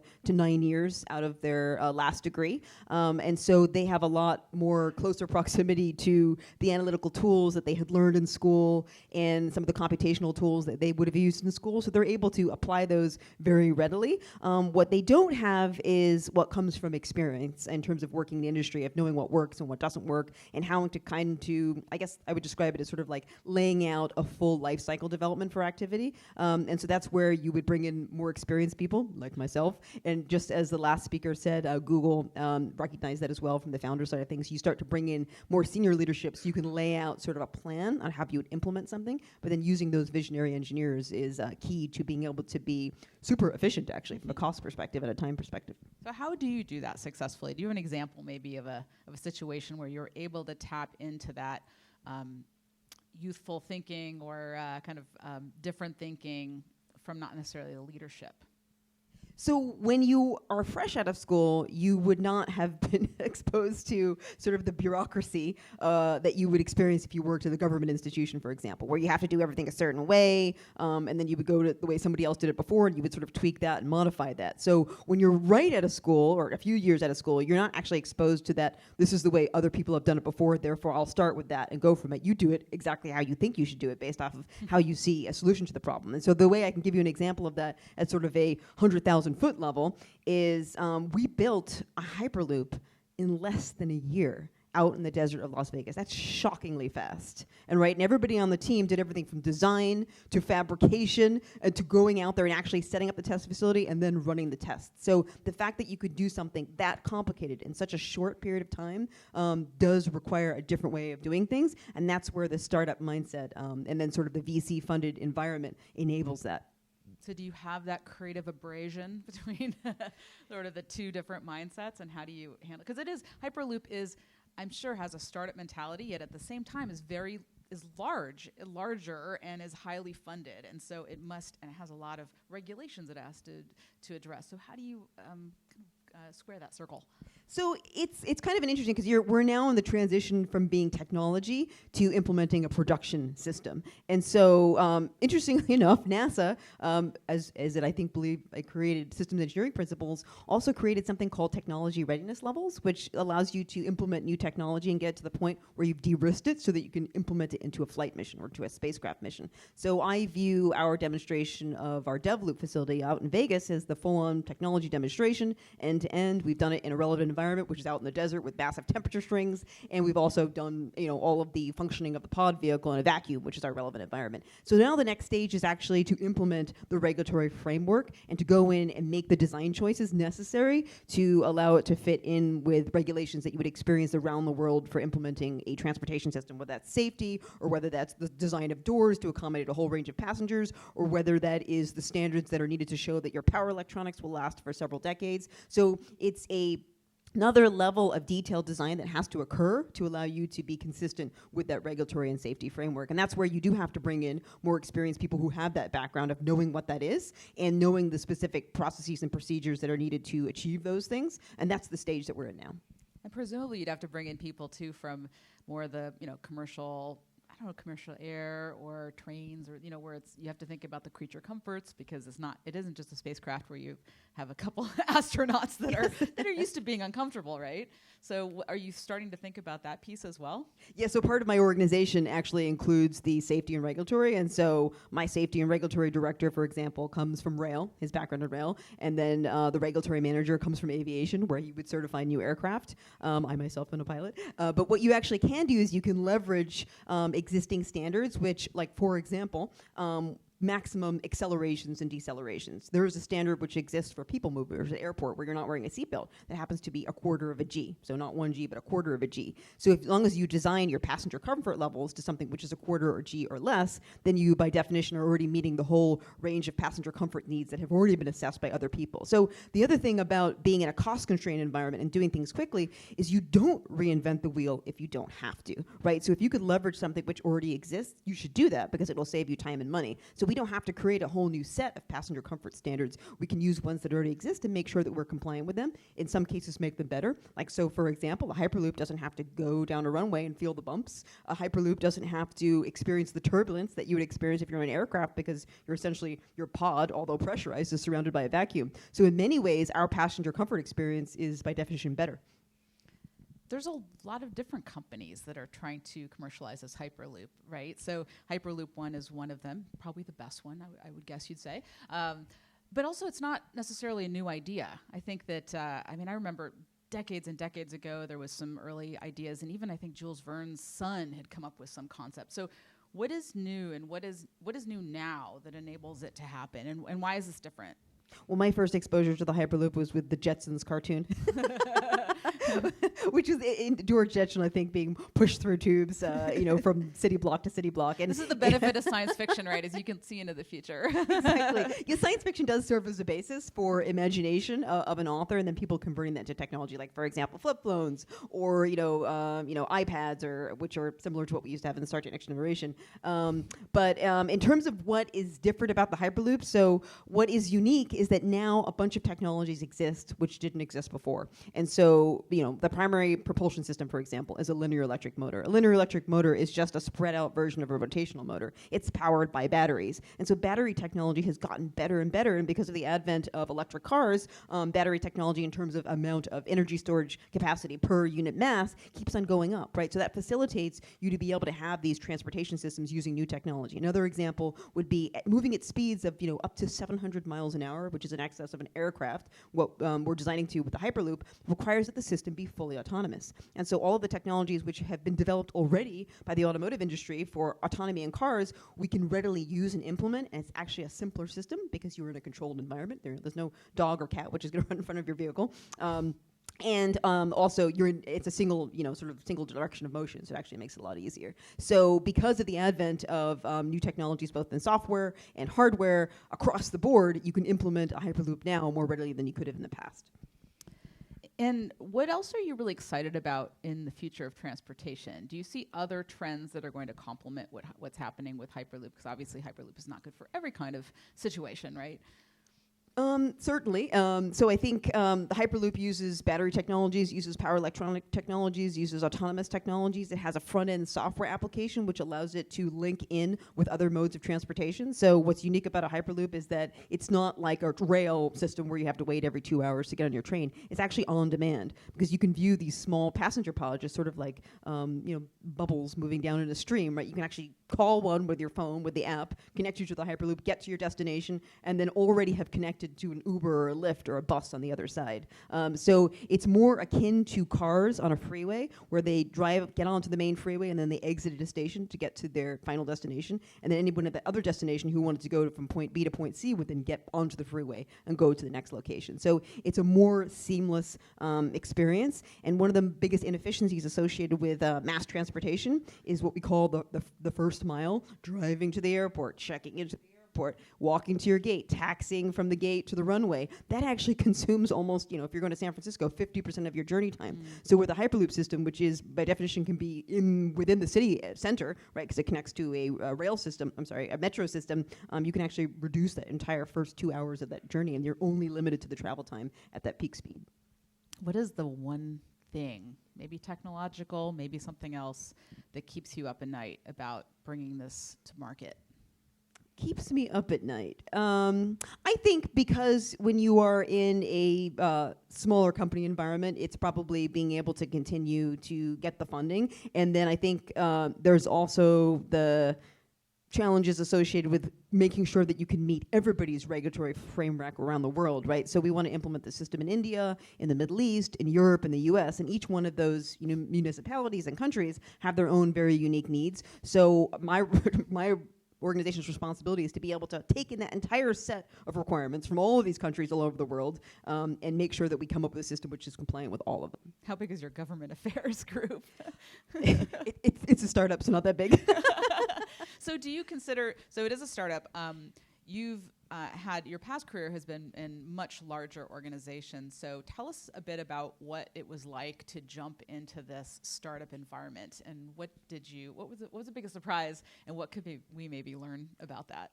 Well, one of the biggest challenges actually is you just don't have that internal infrastructure, right? Your IT department is a single person. So I'll give you a great example. This is so funny. Like, I have dropped my iPhone, I don't know how many times, my prior job, like, oh, I dropped it. I drop it off at the IT center and I come pick it up the next day. Here it's like, oh, you can drive to downtown and go to I Break You Fix. So I had to drive to downtown, park in the Ralph's, buy some tomatoes from Ralph's so I could actually park at the Ralph's shopping center, walk over to I Break You Fix, drop it off, do that all within 30 minutes or whatever the limit was for parking. So not having that infrastructure actually is difficult. And so you don't really realize it. And then another, more engineering example would be, work at a place like NASA. You have access to all of the actual standards, right? From IEEE, SAE, right? There's a database you go into, you log in, you get it. We don't have that. We have to purchase everything ourselves. So that makes it more difficult just because you don't have those things and you may not be able to predict what you need. You don't have any friends left at JPL? You can hey, can I come visit? That's a bit of a challenge, but yeah, you can't just because of it's government funded. I'm not going to ask any questions. So for us, let's say anybody out here that's thinking about jumping into an entrepreneurial environment, what would you suggest you can do to enable yourself to thrive better in that environment? So you definitely have to take everything with an open mind. You have to realize that there's going to be a lot of ambiguity, and you have to be comfortable with that level of ambiguity. And probably the only person who's going to fix that ambiguity is yourself, helping yourself and your teammates. And Can then you share an example of that? Well, I mean, just in terms of like how you would want to implement a specific system choice, for example. So I don't want to go into the details of the technology just because we've got some intellectual property associated with it. But a lot of my team is a younger team, and a lot of them actually don't have any systems engineering background. So part of that was me creating training material to teach them how to do traditional systems engineering. And so that was a way that I could leverage it's almost like a village, right? So you're a village, and there's the blacksmith, and then there's the I don't know, the person who puts the shoes on the horses. And so me as the blacksmith in this example, I have to go out and actually teach other people at the company to be blacksmiths. So you have to be willing to be a teacher as well as being a leader in order to help a much smaller environment succeed and thrive, and which I actually think is a lot of fun, right? Because you can influence in a very positive way a group of people who would not normally have your expertise. So it's actually a really nice way of giving back. We actually have someone who was a farrier putting shoes on horses, who's now a manufacturer on the Art of Manufacturing recent episode. Oh, cool. So yes, they still exist. And so what's the first lesson in being a systems engineer? If I open up your guidebook. I think it is, so one of the ones that I loved, so Gentry Lee, who's like the Uber systems engineer from JPL, you can actually watch this video. It's like the top 10 traits of being a systems engineer, but it's understanding the sensitivities of the system. And so I'll give you an example. If something costs $1 billion and 750 million of that is related to, let's just say, the way the roads are laid out, and 100 million is related to the power system, and then some smaller quantity is related to everything else. If you were going to optimize the cost of that system, you focus on the chunk that goes along with the 750 million, not the chunk which goes on with the 50 million, even though that may be more interesting to you. So as a system engineer, you have to understand the sensitivities of the system, and so where you see a high sensitivity, that's the thing that you go after, whether it's to reduce cost, whether it's to reduce mass, or whether it is to reduce risk in the system. Is understanding those sensitivities and thinking about it in that way, in that connected way, is how you can actually make the system close and optimize the design. Explain a little bit more about what you mean by sensitivity.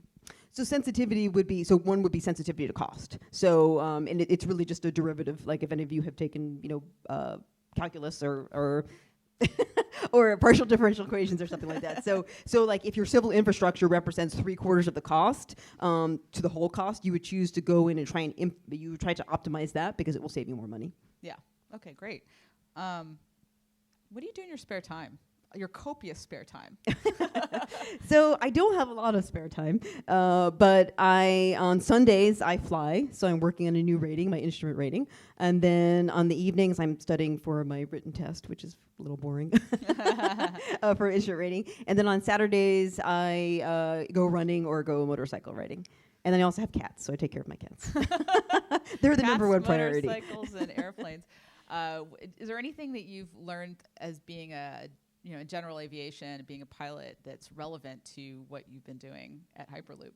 Oh, I would say so, because like we were thinking, so one of the things our vehicle will do when it's going around turns is it actually will bank a little bit. And so we actually go to the FAA standards to what is the maximum bank angle, what is the maximum roll rate that you can experience from that. So there's actual technical FAA regs that I can reference from my brain, or at least hone me in on the document what has that in terms of how it would operate. And that you would have a coordinated turn, which you have to have with a Hyperloop system or with an airplane. So there's a lot of the technology aspect and the way that you would actually fly one of these vehicles, not as a person, but in terms of the autopilot would fly one of these vehicles that references general aviation. And another example would be the fuselage is basically like an airplane fuselage. So an airplane is a pressurized vehicle, and when it goes up to 30,000, 40,000 feet in altitude, it experiences a lower pressure environment outside. So it's very likely that when we come up with our production line vehicles, we will partner with an aviation provider to make that fuselage. Tell me about your 16-year-old self. My 16-year-old self. I was transitioning from Long Island, downstate New York, to upstate New York, which was very difficult. I remember having my Sweet 16 party, and then, because I was in a more urban environment, going to literally the middle of nowhere. The town that I was going to was called Bovina Center, so the primary inhabitants of the town were cows. So I was in a bit of a transition of just like, how can I possibly deal with this change in my environment, having to get new friends? So what I did was I took up a new hobby. I took up snowboarding, because at least the one thing you can do in upstate New York is go snowboarding.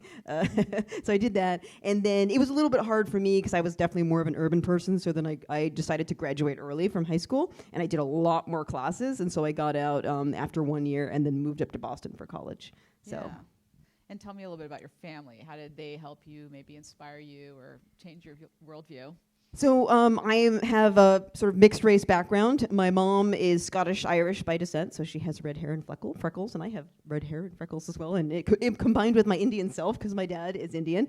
So my dad was a PhD mechanical engineer, so I had a real respect for his profession and the way that he would solve problems and the meticulous way that he would document things and draw diagrams. And so I kind of followed him around happily, saying, "Let me please help you fix this electrical socket and teach me how to fix the car." So it was just sort of like really looking up to that. My mom was an incredibly hard worker and very, very intelligent, and she had a background in languages, so she knew, I think, French, German, and some other languages as well, and so she would teach me the other languages. And my favorite thing that my mom taught me was never say can't, and there's no such word as can't. So whether or not it's something that it's difficult to do, that you personally find difficult to do, or something that other people say that you shouldn't do.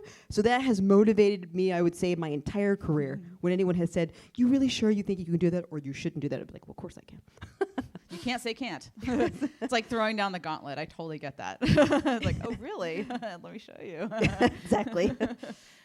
So if you have any advice that you wish you had known before you had gotten started that you'd want to share with everybody, what would that be?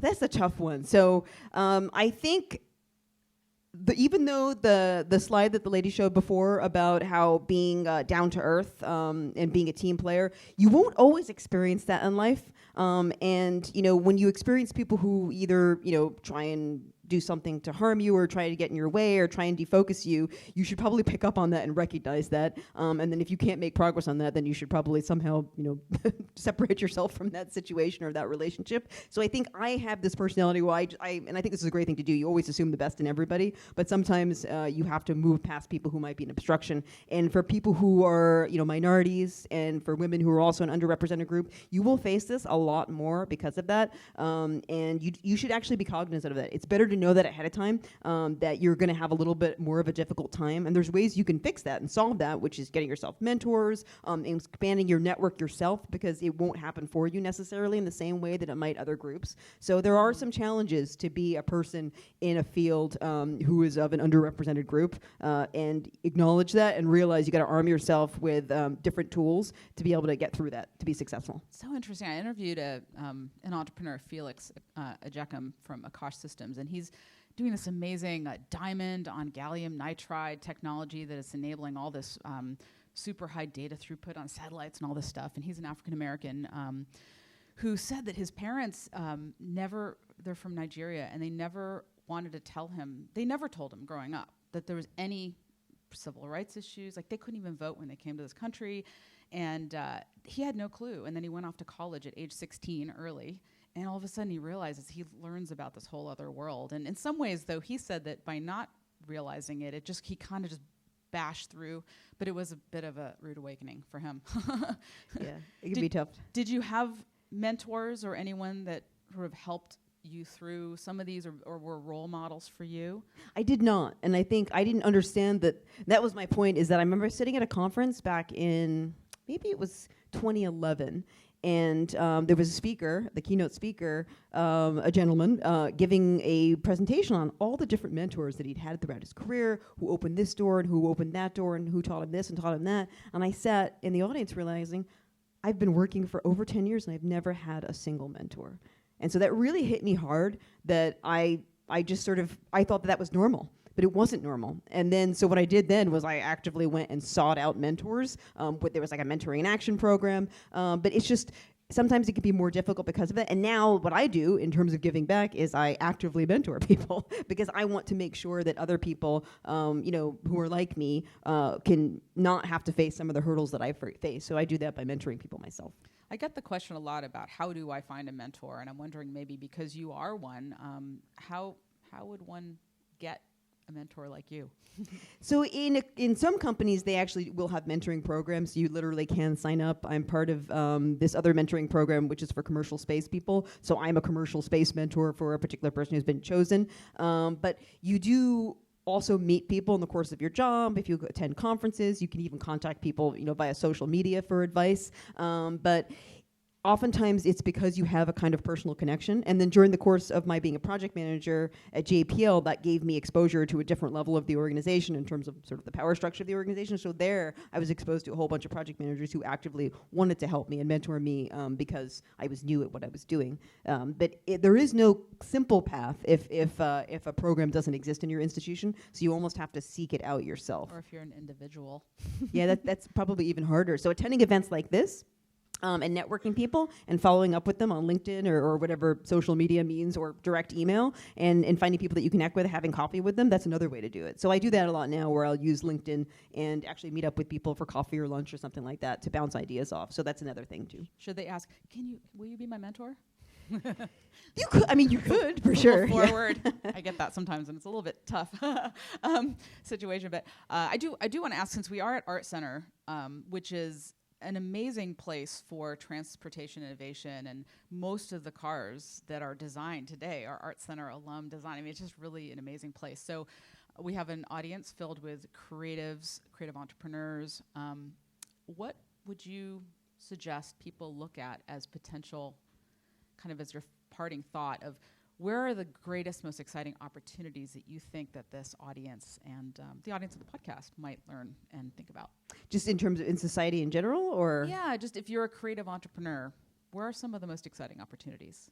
So this is me, my personal philosophy is I've always wanted to, I guess, help people, but then I've also always been fascinated by space exploration. And so I think if you're motivated by something which helps society and solves a problem in society, by definition, that's ripe for an entrepreneur, right? Because if the solution doesn't exist and your marketplace is society, think of how much your return on investment is going to be. So I think if you could focus yourself on what are my particular skills, how can I use those skills, my strengths, to benefit society, and how can I turn that into an idea, into a product, into a service? And that's probably the nicest way of doing it, as opposed to thinking from the other side of thing is, where is there a gap in the market where I could make money from, right? So that's never been my philosophy, the monetary side. It's always been about how can I use myself to solve the problem. So the reason why I went to go work as an executive at Virgin Hyperloop One is that I knew that my engineering skills and specifically my systems engineering background for complex systems was a great fit for what they were doing. And I also wanted to expand into a woman in leadership, and I wanted to create the new form of green transportation. So that way I was able to take all of my skills, help society, and then innovate. Really take your unique skills and curiosity, not just passions, to kind of pull them together into something that's unique to you, it sounds like. Yes, I think so. Awesome. So how can people connect with you, learn more about Hyperloop? So I am pretty active on social media, so you can find me on Twitter. I've been tweeting about this conference so far, so it's at Dr_Astro. And then you can also connect with me on LinkedIn. And then I also do attend a lot of events. So I'm doing an event right after this, actually. So, but yeah, I'm pretty active on social media. So if you connect with me that way, or you can even go to our Hyperloop One Facebook page or web page or Twitter feed, and you can actually learn about it that way. And how can people learn about Hyperloop? Oh, so via social media for sure, and via our website, and we are in the process, we're about to start hiring again as well. So you should check out our website for the job postings, which are opening up. Okay, so Hyperloop One? Hyperloop1.com. Awesome.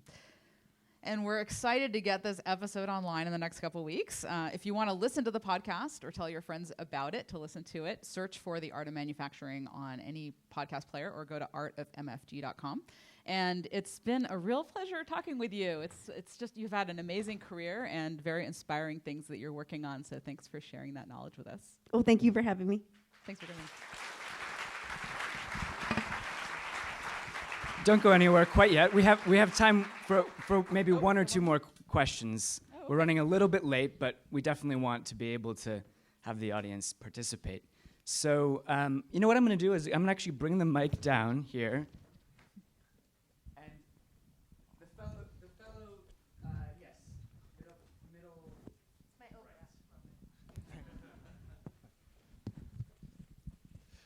Hi, Dr. Anita. Hi, Z. This was really great for for us as the design community to kind of figure out ways of how we can enter ourselves in these really unique, innovative spaces. As someone who's consulted with local and state government, especially in transportation offices, both at the state level and at the local level, you can, especially talking to someone like Selena Reynolds, who's the general manager of Los Angeles, she's excited about ideas about Hyperloop One, but one of the big conundrums for her, and working with her on Vision Zero, is that transportation at the local level is going through this ideas of equity, access, placemaking now. And so for her, one of the biggest opportunities is data. What Lyft and Uber has done for the city of LA is actually thought about ways of how do we use data, not to think about efficiencies, but is it leading to better access in communities that didn't have the right transportation means? So I'm wondering that, since Hyperloop One is in this still prototyping phase, is there an opportunity of the data being made from the Hyperloop One prototypes that can help sort of be that, access, or that, looking at the box of transportation in different ways of, how do we use these prototypes and tests of Hyperloop One to address these large access and equity issues that transportation departments are going through across states and cities, especially in this political climate? Are you thinking about equity? Is that part of your sort of agenda? Equity as in access to the transportation. Oh, for sure. Yeah. So I think off the bat, because the ticket price is going to be a lot lower because the energy cost is incredibly low, it makes transportation over large distances a lot more affordable for regular people. And so we have a route that we're planning in India between Mumbai and Pune, where the bulk of the ridership is going to be just working class people, and it's going to facilitate hopefully an entire expansion of their economy because of all the induced demand of the people who can now live further away from the center of Mumbai and live in all these other places and get cheaper housing and things like that. So for sure, our ticket price cost by definition is going to be more akin to a rail ticket than a plane ticket. So it does facilitate that larger marketplace. In terms of how we use data, one of the ways that you justify any transportation system is based off of ridership and then based off of induced demand that you would actually benefit the economy around it. And then because Hyperloop is a new technology, it actually induces a new economic ecosystem. So there are many countries in Europe who are interested in implementing the technology, yes, to solve their transportation system, but actually to initiate a new ecosystem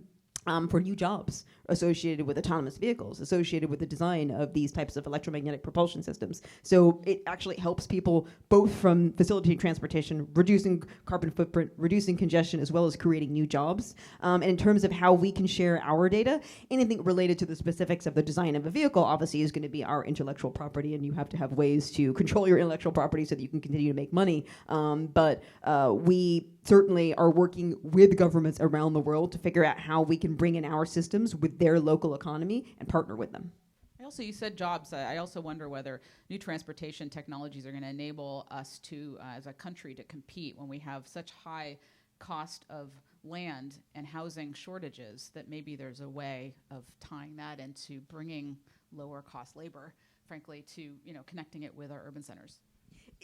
It's true, and I think where you do a technology development, you can do it all within one country. You can do it spread across the world, and that's the way that you can both create jobs and lower your own development cost if it makes sense. Because when you build an infrastructure or a transportation project in somebody else's country, it always creates jobs in that country. And labor jobs is one thing, but high-tech jobs, which ultimately is what this will do, is a great thing. Training, that's another question, but we won't go down that path. We have another question over there.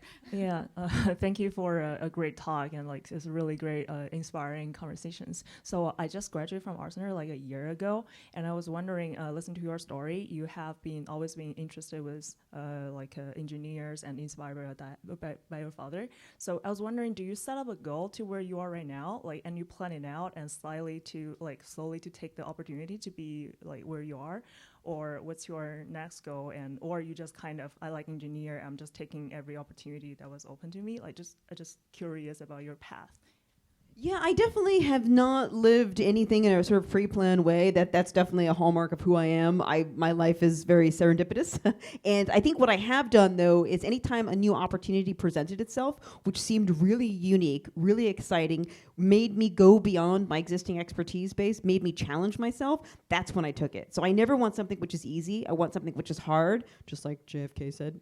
I won't put on in his accent. But I think that was ultimately what I did. Was I wanted to challenge myself. I wanted wanted to continue to grow. And I've had sort of 5-year career increments where I did launch vehicle development first, then I did communication satellite development with propulsion systems, and then I did Mars landing systems and Venus landing systems, and then the Cold Laboratory Atomic Physics facility. And now I'm doing a transportation system. And so I literally didn't seek out any of these opportunities. They kind of fell on my my plate. But when it was really unique and really difficult, that was when I did it. So I think that's a good way to live your life because it allows you to expand your expertise into regions that you never would have thought possible. And as long as you're true to yourself and it goes along with your core values, then I think you're going to be really successful if you do that. Great. That's it. All right. Thank you, everybody, for coming.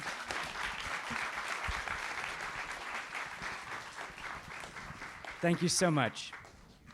So we're going to take a very quick break, about 7 minutes. Of terror. And just, stretch your legs, don't go far, maybe get a drink, maybe use the bathroom if you need to. Come right back here at 11 o'clock, and that will hopefully mean 11:02. And as you come back in, please fill the center of the seats because we have guests coming in and we want to make sure there's enough space for people that are arriving. Thank you.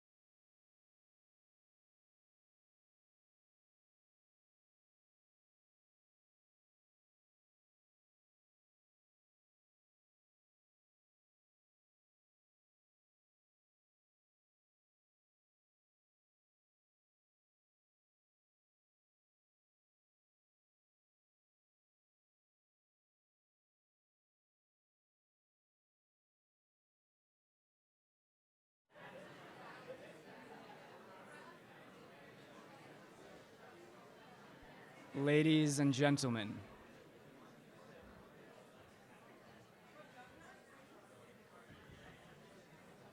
getting started here again in a moment. Thank you, thank you.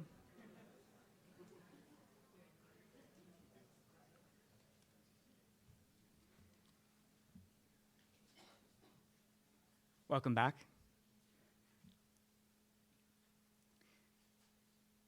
It's my pleasure to introduce Nanao Reeves. As CEO of Trip, Nanao brings over 15 years of experience in digital distribution, video game technologies, and mobile application development. Prior to co-founding Trip, Nanao was president and COO of Text Plus, one of the top mobile communication applications on iOS and Android. Prior to that, Nanao was the COO of Machinima, now owned by Warner Brothers, an online video influencer and content network focused on video games. She was the senior vice president and COO of Global Online for Electronic Arts, where she was responsible for building the foundation of EA's digital revenue streams. Nanao also served as chief strategy and product officer at Gaikai, a cloud gaming company acquired by Sony PlayStation. Nanao is very committed to supporting the evolution of the technology sector here in Los Angeles and is an advisor and angel investor in many Southern California startups, including Oculus, Heiku, and Saucy. Nanao is an active mentor, public speaker, avid meditator, and spends free time playing video games, ukulele, and golf. She is also very active in her late husband's nonprofit, Bodhicitta, as well as dedicated to helping women in recovery at the Peggy Albrecht Friendly House. Please join me in welcoming Nanao Reeves. Thank you so much. Originally, I was going to speak at the end of the day, and my friend Peggy Albrecht, who started one of the first women's recovery homes in the United States, passed away, so today's her memorial. And I'm very grateful that I could be here and do this and also be able to be there with her and her family. All right, so I did not prepare a presentation because I thought the last thing anybody wants is to be PowerPointed to death on a Saturday. I'm not an expert in leadership. I really am just a woman who has, in spite of having a lot of odds stacked against her, I've managed to navigate a fulfilling and very rewarding career in roles that are typically held by males, as Robbie mentioned. And as a result, I do get asked quite frequently to come and speak about how the heck that happened. So that's what I'm going to do today. And the funny thing is that I had no idea that I ever wanted a career in tech. My interest in tech really started with a deep love of playing video games. And I had a career focus that I kind of stumbled upon in tech when I had to step up to take care of myself, and then ultimately my late husband when he became sick. When I was young, my mother was a drug addict, and I escaped the chaos at home by hanging out in the video game arcade. I would hang out for hours playing on 1/4, and all the boys would go, whoa. And when I was older, I had every game console that has come out since the dark ages, and I even built my own gaming PCs. And when I played video games, my imagination was ignited by worlds that were better than my real life, a world where I could be the hero and the champion. And there was a very practical advantage to playing video games that I received, which was video games lowered the barrier to technology for me. I learned the basic concepts of networking in my efforts to get online. I learned how, as I got more involved in it, I wanted to know how I could modify games. And we're seeing evidence in recent studies that playing video games improves spatial reasoning skills that correlate with mathematical abilities and drive future success in many technology fields, especially if they're developed by age 13. So honestly, I think most of my project management skills were probably learned by playing games like SimCity, where you take a piece of undeveloped land and you build a city and infrastructure and zone zoning and all of that. But I think probably the biggest advantage I got from playing video games was this sense that even if it was just fake on the outside, that I was a little bit of a badass who could compete with the boys. And that has helped me so much in business, I can't even tell you. But my work life didn't always go smoothly for me, especially being a woman in tech and in the video game industry. Oftentimes I felt unheard, I felt dismissed, I felt shut out by what I perceived to be a boys' club. And I know that I'm not alone in this feeling. In 2017, there was a survey called The Elephant in the Valley that queried 200 top female execs in tech.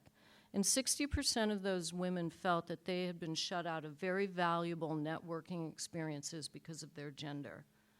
And I've also felt that I've been held to very different performance standards as my career advanced, more than my males. I found that my initiatives were questioned more aggressively. My leadership qualities were also questioned.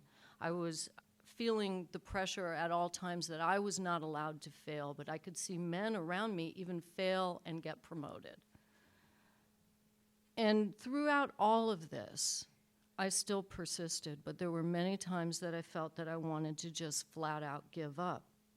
And I was reading an article on women in tech in The Atlantic, and the data point that jumped out to me is that women leave tech at twice the rate that men do.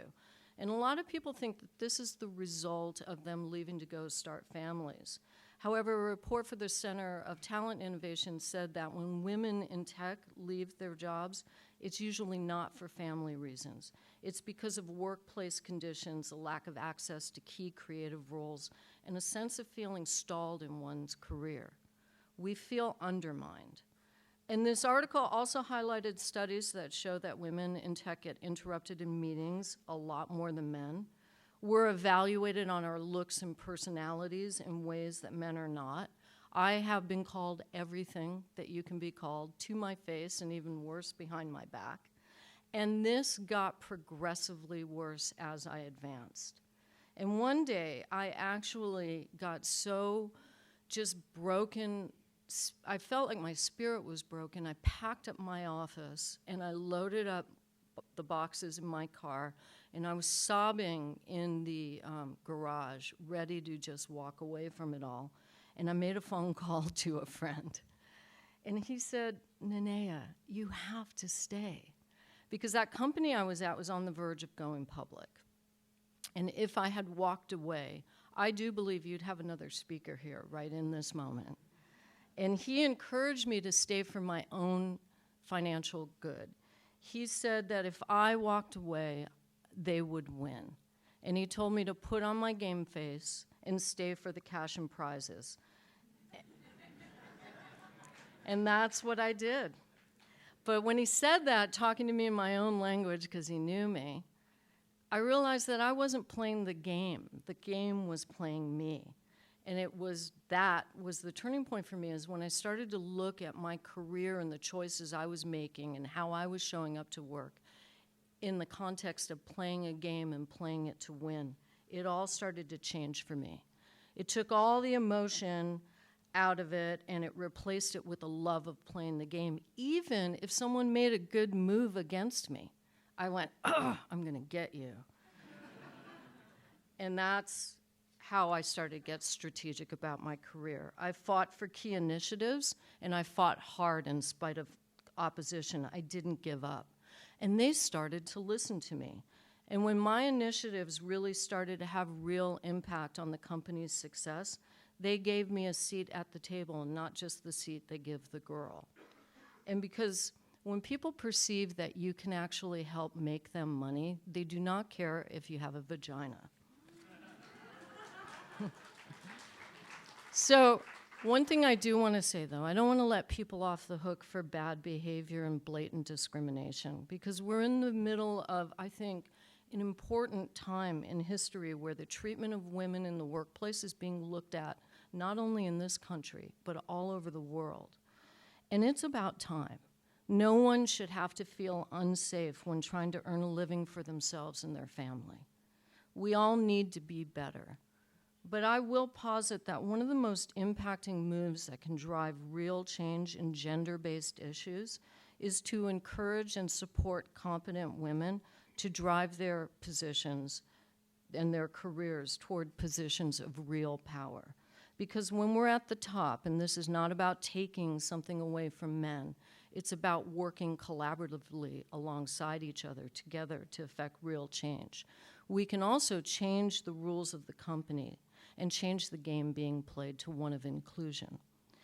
But gender-based biases run very deep, so deep that most people don't even know that they have them.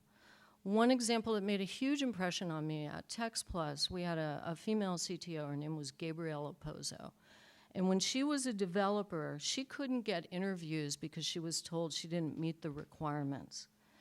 And then she craftily dropped the A from her name and started submitting as Gabriel Pozzo, and she was qualified. And you know, the thing is, I've also heard open source projects, female coders, their projects will get accepted more frequently, but only when their gender is not identified. So, you know, but the way that I look at it is, I need to make my own choices on a daily basis and build an empowering decision framework and lens at how I'm looking at the world around me. Because I can change myself more easily than I can change others and their deep biases. And previously, I was only looking at how I was being treated and what I was not getting and how others were advancing beyond me. And I wasn't looking at the fact that I also, while some of that was true and some of that I was hitting some very strong biases and walls, I also was making some very bad moves. I had no playbook. And even then, once I did start playing the game, I still struggled. It was about a year later, after the day that I almost rage quit that company, they did file for their IPO. And in that process, you get to see how much everyone on the management team owns. And I could see I had a lot less than the men at my level. And I was infuriated by that. And I went to dinner with my very successful cousin. My grandmother, my Chinese grandmother, would always remind me he was a lot more successful than me. And I was going on and on about how I was, you know, discriminated against and that all the disparity that was evident to me in that moment. And he looked at me and shook his head and he said, "No, man, you can't be mad at that. That's the deal you negotiated." And in that moment, I realized he was right.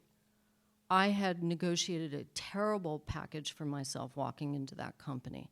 And even worse, once I knew that I was contributing real value to that company, I didn't go back and aggressively renegotiate to get myself trued up. And I can blame those people for not doing the right thing in my case, but I will tell you that those people have become my biggest advocates and mentors throughout the years. I've worked with and for them several times over, and when I've asked for more, they've given it to me.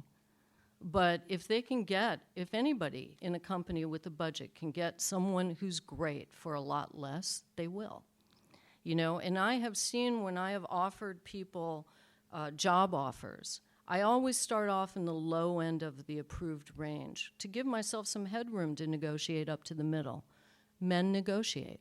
Women very rarely ask for more. They take the first offer. And that can make a huge difference in your earning power. And it sets the tone. And here's the other thing.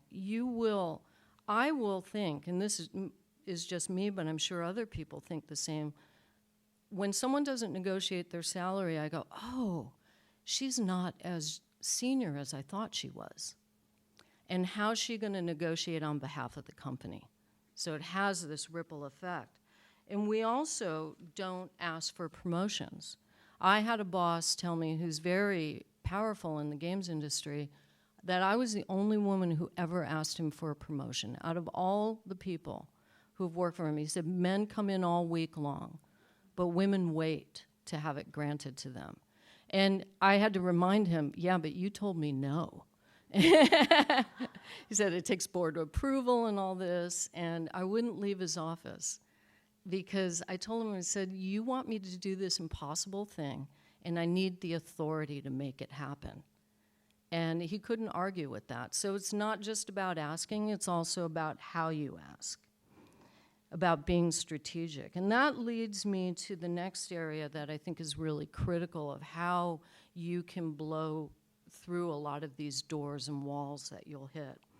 There's a leadership training and coaching firm that did a study on the 16 leadership competencies that you need to be a great leader.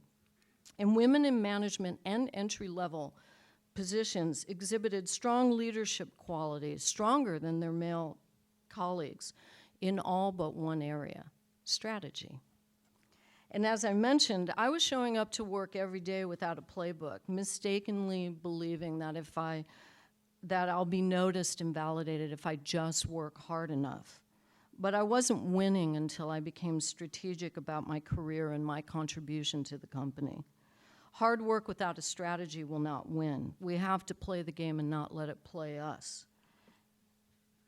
And we have the power to do it. I mean, women control $20 trillion in annual consumer spending. We earn an estimated $13 trillion. And yet, women are not getting into the roles that drive the strategic direction, own product decisions, and own P&Ls. Those are the positions that lead to the top. We're over 50% of the US population, but we hold less than 9% of the executive management positions. And some of this is because we're just not seen as innovators.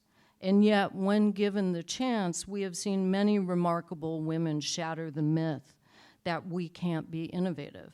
And it's not about those female businesses of making jewelry and chocolate chip cookies. And those are important, but that's not all that we can do. We've developed Kevlar and the circular saw and the compiler that takes one computer language and translates it into another.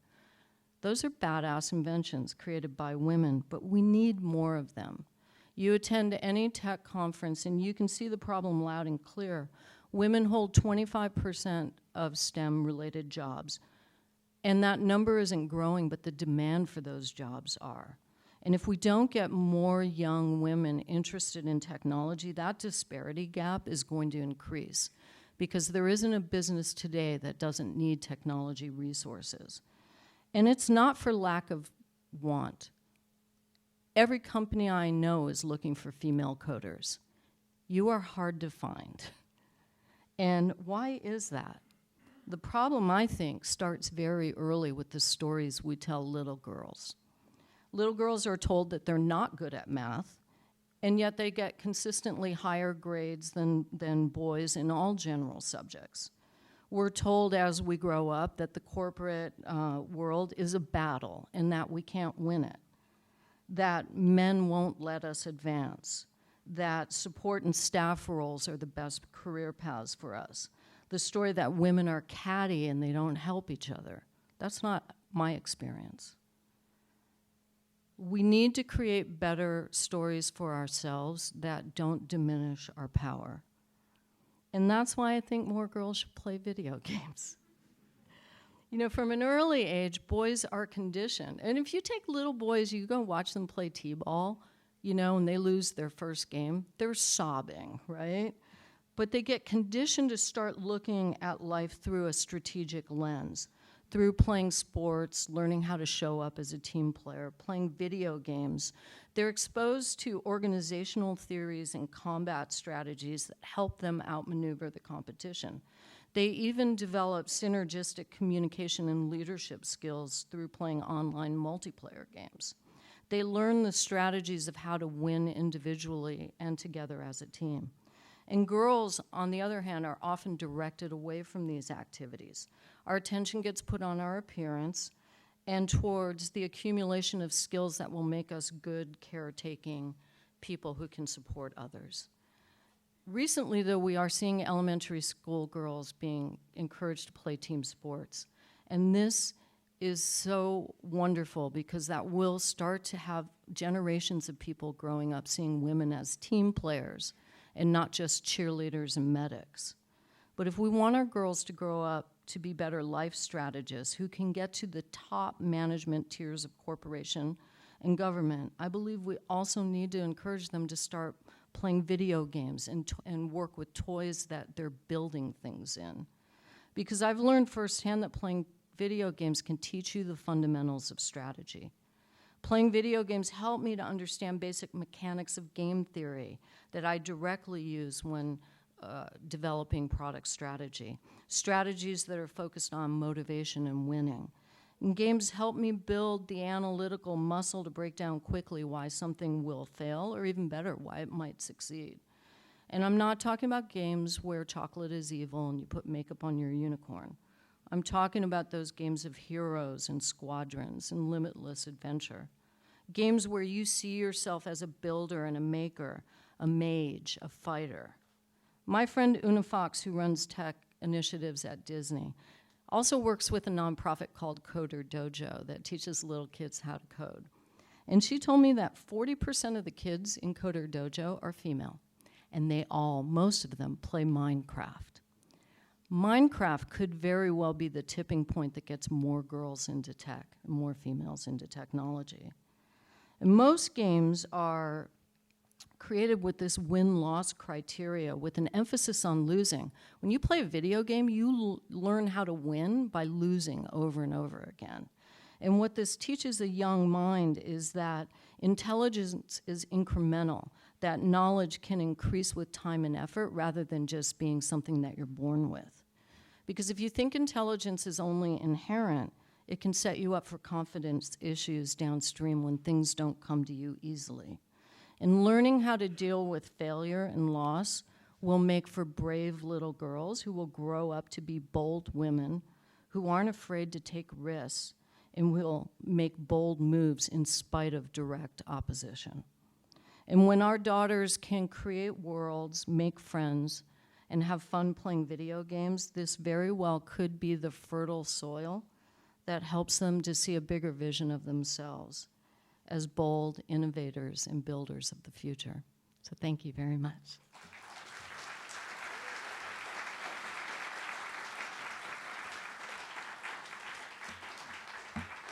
Yeah. So Robert had mentioned we were maybe going to do a few questions, if you're open to it, if anyone has questions. Yes, go ahead.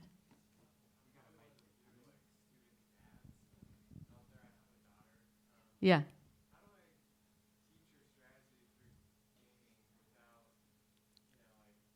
Without her playing GTA or...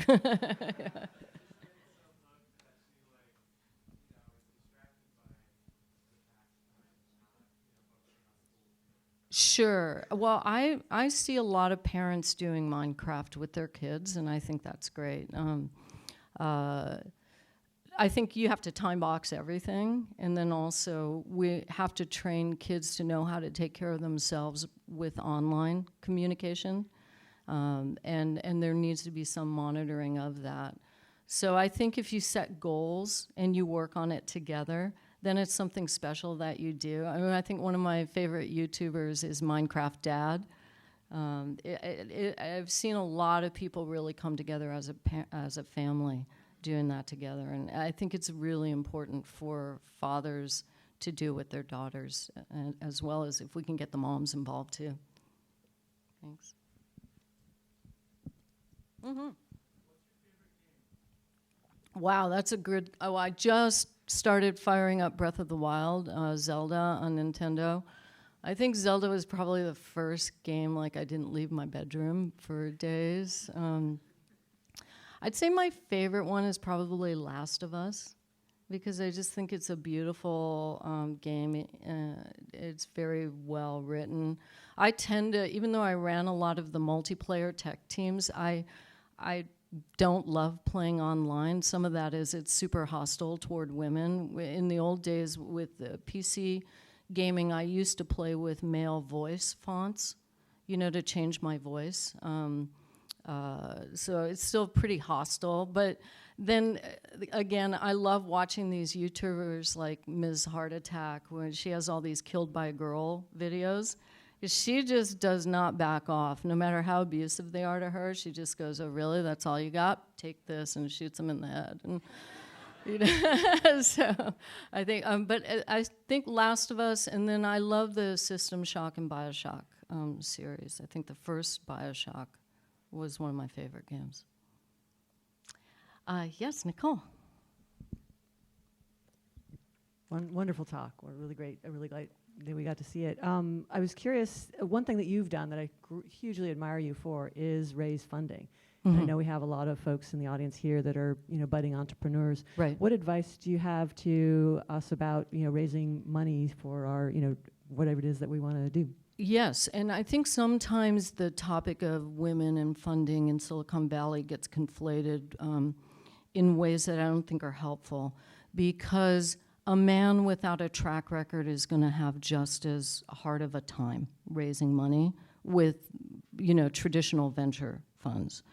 Unless you're a 26-year-old rock star coder, both male or female, you can get in the door. But so I think for me, the ability to raise money really is facilitated by the fact that I was associated with an early win. That was a big success. At the mobile game company I was at, we went public and then we got acquired for a lot of money, so it was like a double win.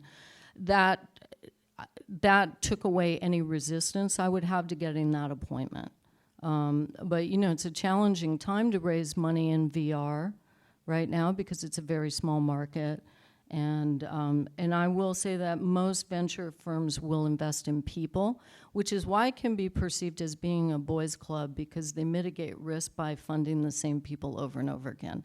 So I'd say the best advice would be to try to get involved with an early stage company that you think is going to be a home run, and become part of that team, and then it will open future doors for you. And again, it goes back to being strategic about who and what you align yourselves with. And then having sponsorship, not mentorship, but sponsorship into those venture firms is very important. You knocking on the door is not as effective as having someone powerful make the introduction for you on your behalf.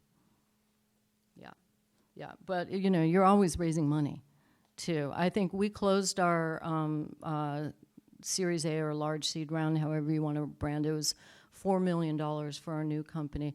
And the next day I was already thinking about what do we need to accomplish with this $4 million to make sure we get another 10, in X amount of time. So you can't you always have to be thinking about what's the story you're creating. Yeah. Mm-hmm.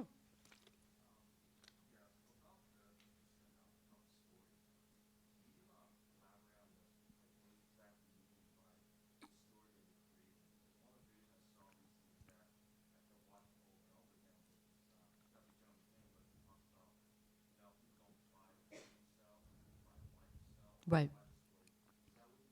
Yeah, that's exactly right. That right now, if you look at the market and you can kind of assess let's stay with VR, virtual reality. It's a very small market.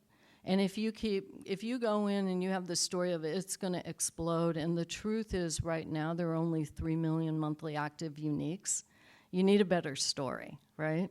And so to come in with a story that says, we're going to create our own market and just sell the benefits of what we're doing, we're creating mood-altering experiences in VR.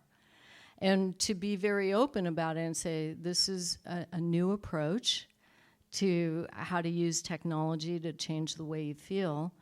And if we're successful, people will want to do it again.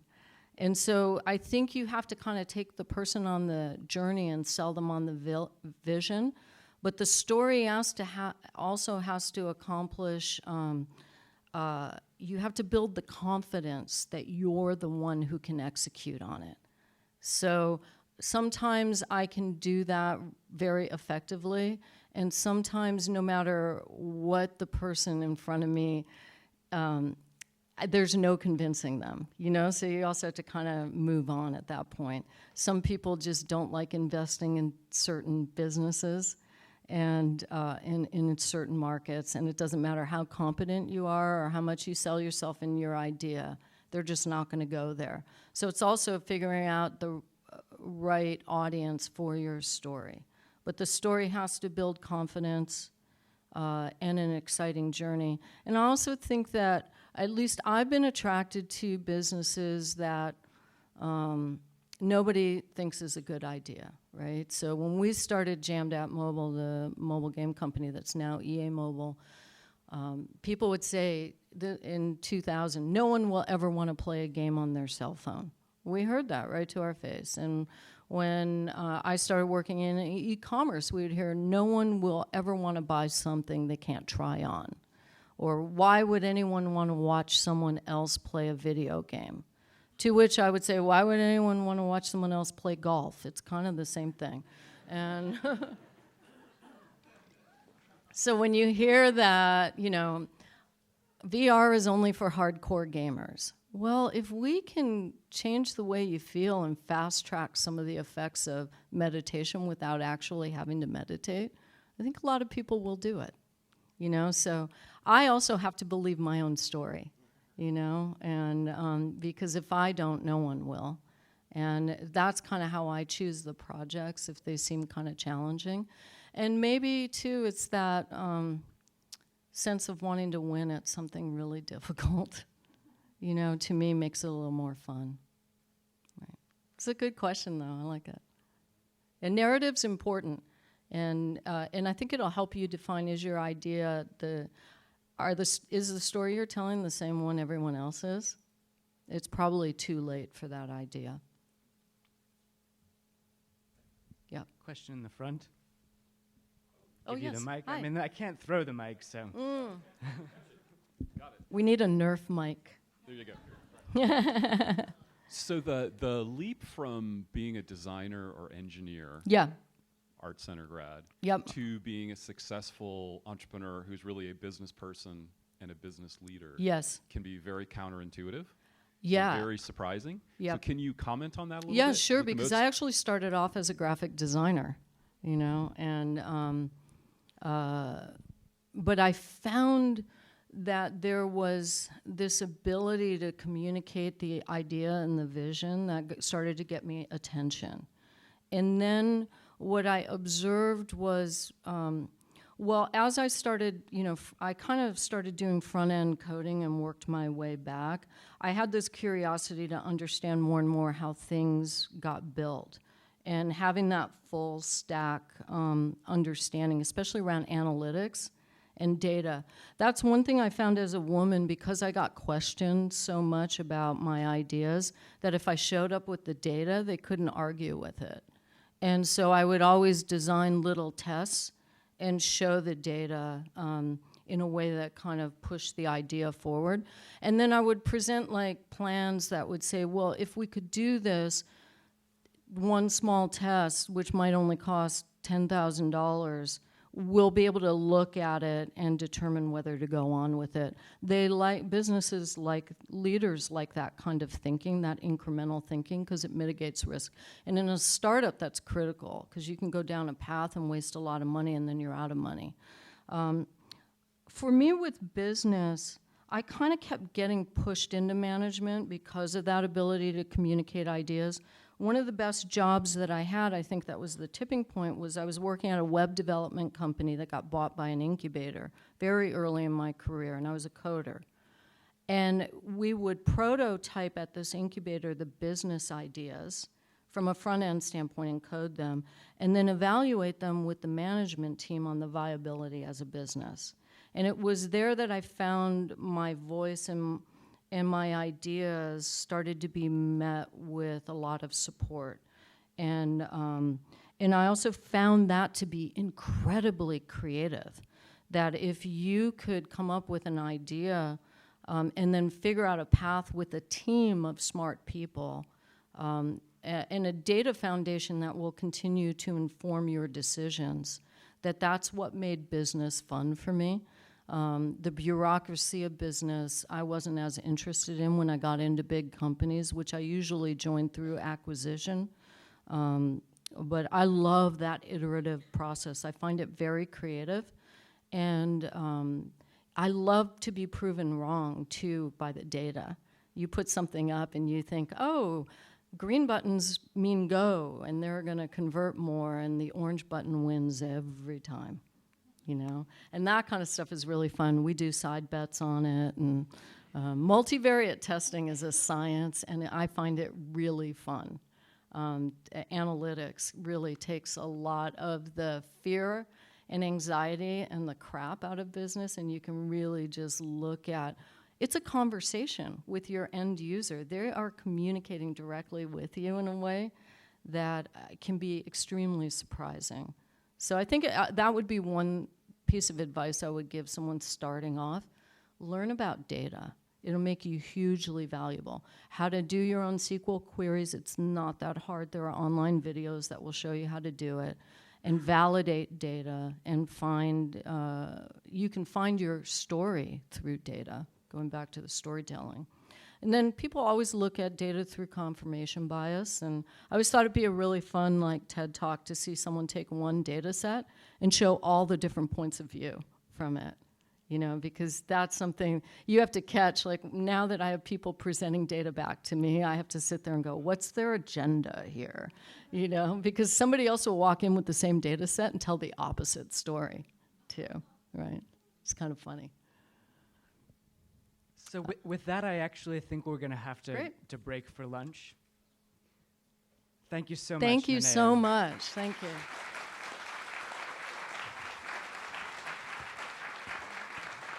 So before you go, just a couple of quick announcements. So